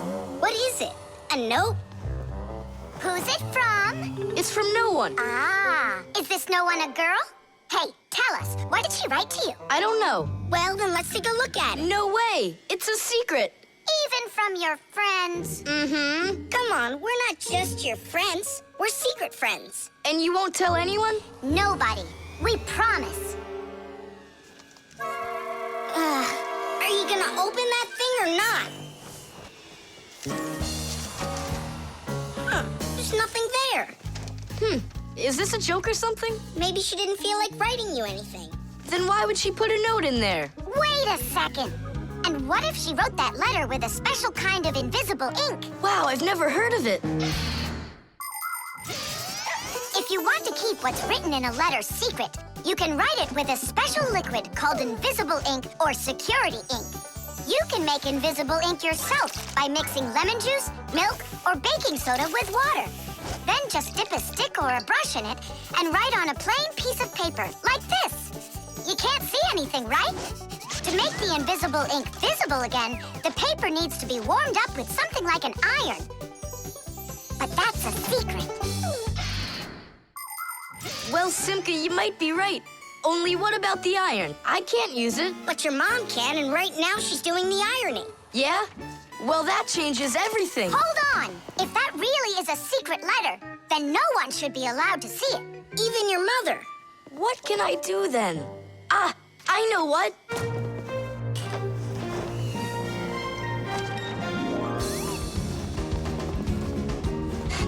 Mom, can you iron my shirt too, please, will ya? What's wrong with it? There's nothing wrong, it's just that the pocket's wrinkled. Ah, sure, I'll do it. Since when did you start worrying about things like this? All done. Thanks, Mom. That should do it. What? What is it? Huh? Tom Thomas, I really like you. Katya. Katya's in love with you, isn't she? And what about you? Do you like her? I don't know. She does get straight A's. You like her. You and Katya kissing in a tree. Nolik, stop your teasing. Well, are you gonna write her back? You think I should? Of course, silly. I'm scared that someone will see it. Then why don't you write it with invisible ink like she did? Yeah, go get a lemon. Nowadays, it isn't very common for people to write letters by hand and send them by regular mail. Today, people mostly send letters through the internet. But even electronic letters should be written with some of the same simple rules of politeness used in handwritten letters. For instance, you need to write a greeting at the beginning of your letter, and a few kind words at the end are always appreciated. Something like hugs and kisses, or all the best, or see you soon. And before you send off your letter, it's best to read it through to check for any mistakes. And one more thing. If you receive a message from someone, don't take too long to answer them, because they might think that you'd forgotten about them, and that can hurt their feelings. To say it simply, when you write, be polite.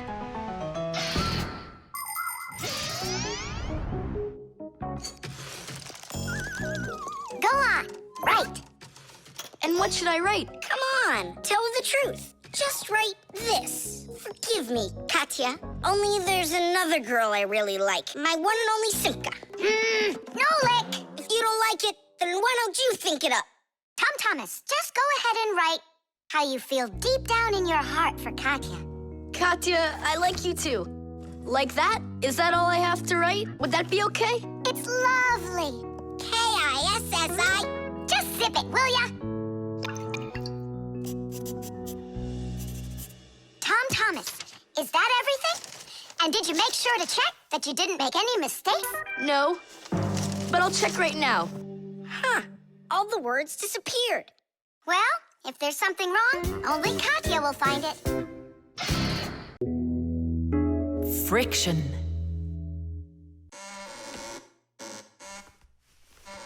Oh, Tom Thomas, that door of yours squeaks terribly.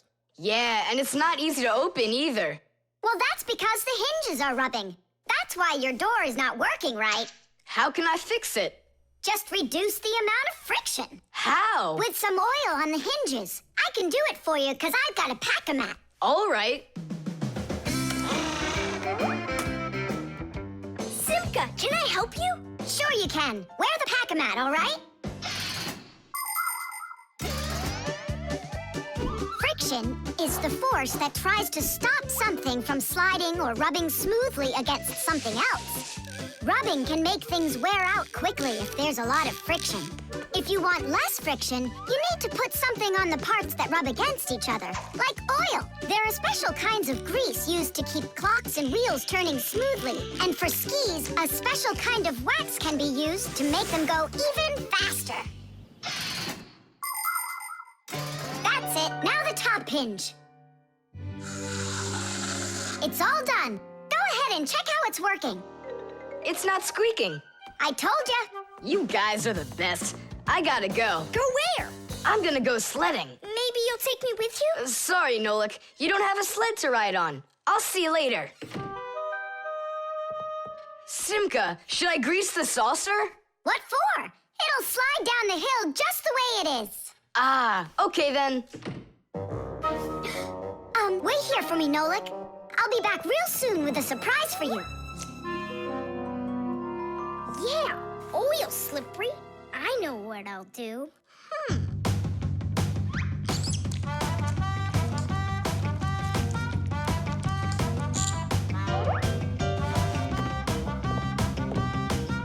Wow! Talk about no friction!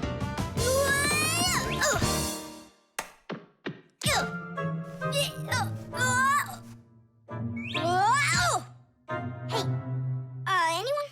Help! Help! Simka! Nolik, are you all right? Just stay where you are. I'll be right there.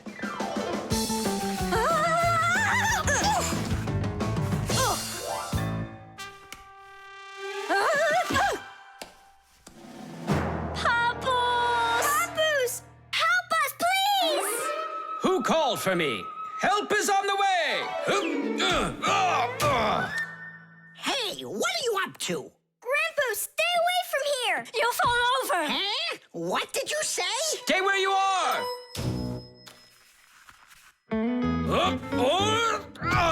What happened here?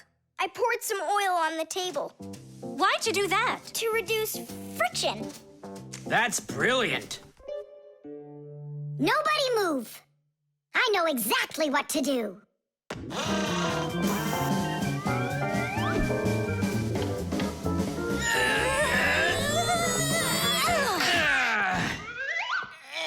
And what was the problem you had with the friction? I want to see all of this oil gone in 5 minutes. Engineers are in a constant battle with the force of friction. They want less friction so that cars will run faster and their parts will wear out less quickly. But just imagine what the world would be like if all of a sudden there was simply no friction at all. Everything would start slipping out of our hands and falling off the table. Knots would untie themselves, and that's not the half of it. Cars wouldn't be able to run without friction either. Wheels would spin around and around in one place, unable to grab onto the road. We wouldn't even be able to walk. Because when we walk, we move forward by pushing off the ground with our feet. And how can we do that without friction? We can't. So now I think you can see why it's not so bad to have a little bit of friction in our lives. Whew! We cleaned it. But it's still so stinky. Nolik, I completely forgot. I promised you a surprise. Look! What is it? I made you your very own saucer for sledding. Oh, that's great. Only, what good is this thing without snow? Nolik, hey! Look what I've got for you. Snow? Yeah. Is it real snow? Really? Yep. Now you've got your very own hill to sled on. This is great! What an awesome surprise! And you don't need oil to make it go quickly. Yeehaw! The team. The first period is almost over. Tom Thomas's team is leading 2-0. There's no getting around the difference in class.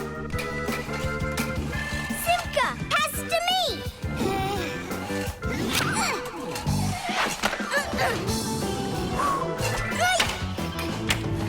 Simka, over here!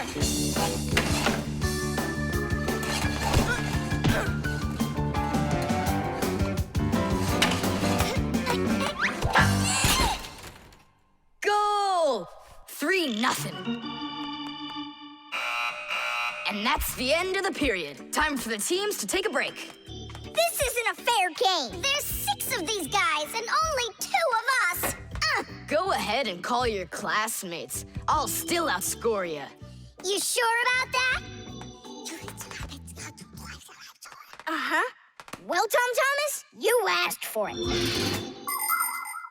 Young Fixies take classes and study just like human kids. But Fixie schools are quite a bit different than schools for people. To begin with, there are no more than 10 students in a room. In Simka's class, for instance, there are 6, and the children don't study in one place. On one day, the lesson could be inside a refrigerator, the next day in a computer, and the day after that in a vacuum cleaner. This is the best way for Fixies to learn all about them and put their new knowledge to the test. But the most important thing is that they have to learn to work as a team and help each other. Stronger Fixies helping weaker ones, and older Fixies helping younger ones. This is a must for Fixies, because appliances are so very big that if we didn't work as a team, we little Fixies could never get by. As the second period is about to begin, our full team comes to the ice. Huh? Introducing the engine of our class, Fire! My motor's roaring. And now the brains of our class, Digit! Okay, what's the score? Now here is the spirit of our class, Tula! Could I be our goalie? And here she is, the face of our class, Verda! And oh, what a cute one. So you want to quit, Tom Thomas? I'm not afraid of you.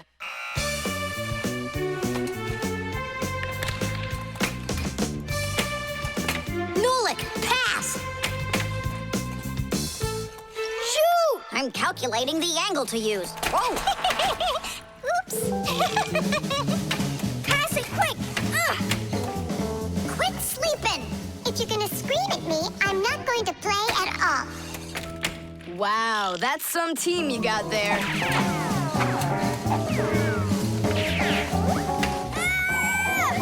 6-0. It's a blowout. Now the intermission before the final period. We're missing something here. I can tell you what. You mean confidence? Calculations? Elegance? I know speed. What's missing here's teamwork. Simka, you're right. It's one for all and all for one. Then here's what we're gonna do. We got it.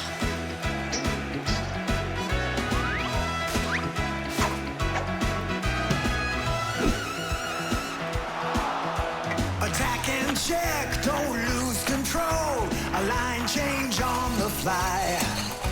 The puck is zooming towards the goal to score and break the tie. It's one for all and all for one. Great teamwork is a must. Let's go and show 'em how it's done. This game was made for us. Hockey's our game. Hockey, hockey's our game. Hockey, hockey's our game. Hockey, hockey's our game. Hockey's our game. Hockey, hockey's our game. Hockey, hockey's our game. Hockey, hockey's our game. Hockey's our game. Hockey, hockey's our game. Tell me again, what's the name of our game? Hockey. I can't hear you. Hockey. Oh, hockey's our game. Hockey. Hockey's our game. Hockey. Hockey's our game. Hockey. Hockey's our game.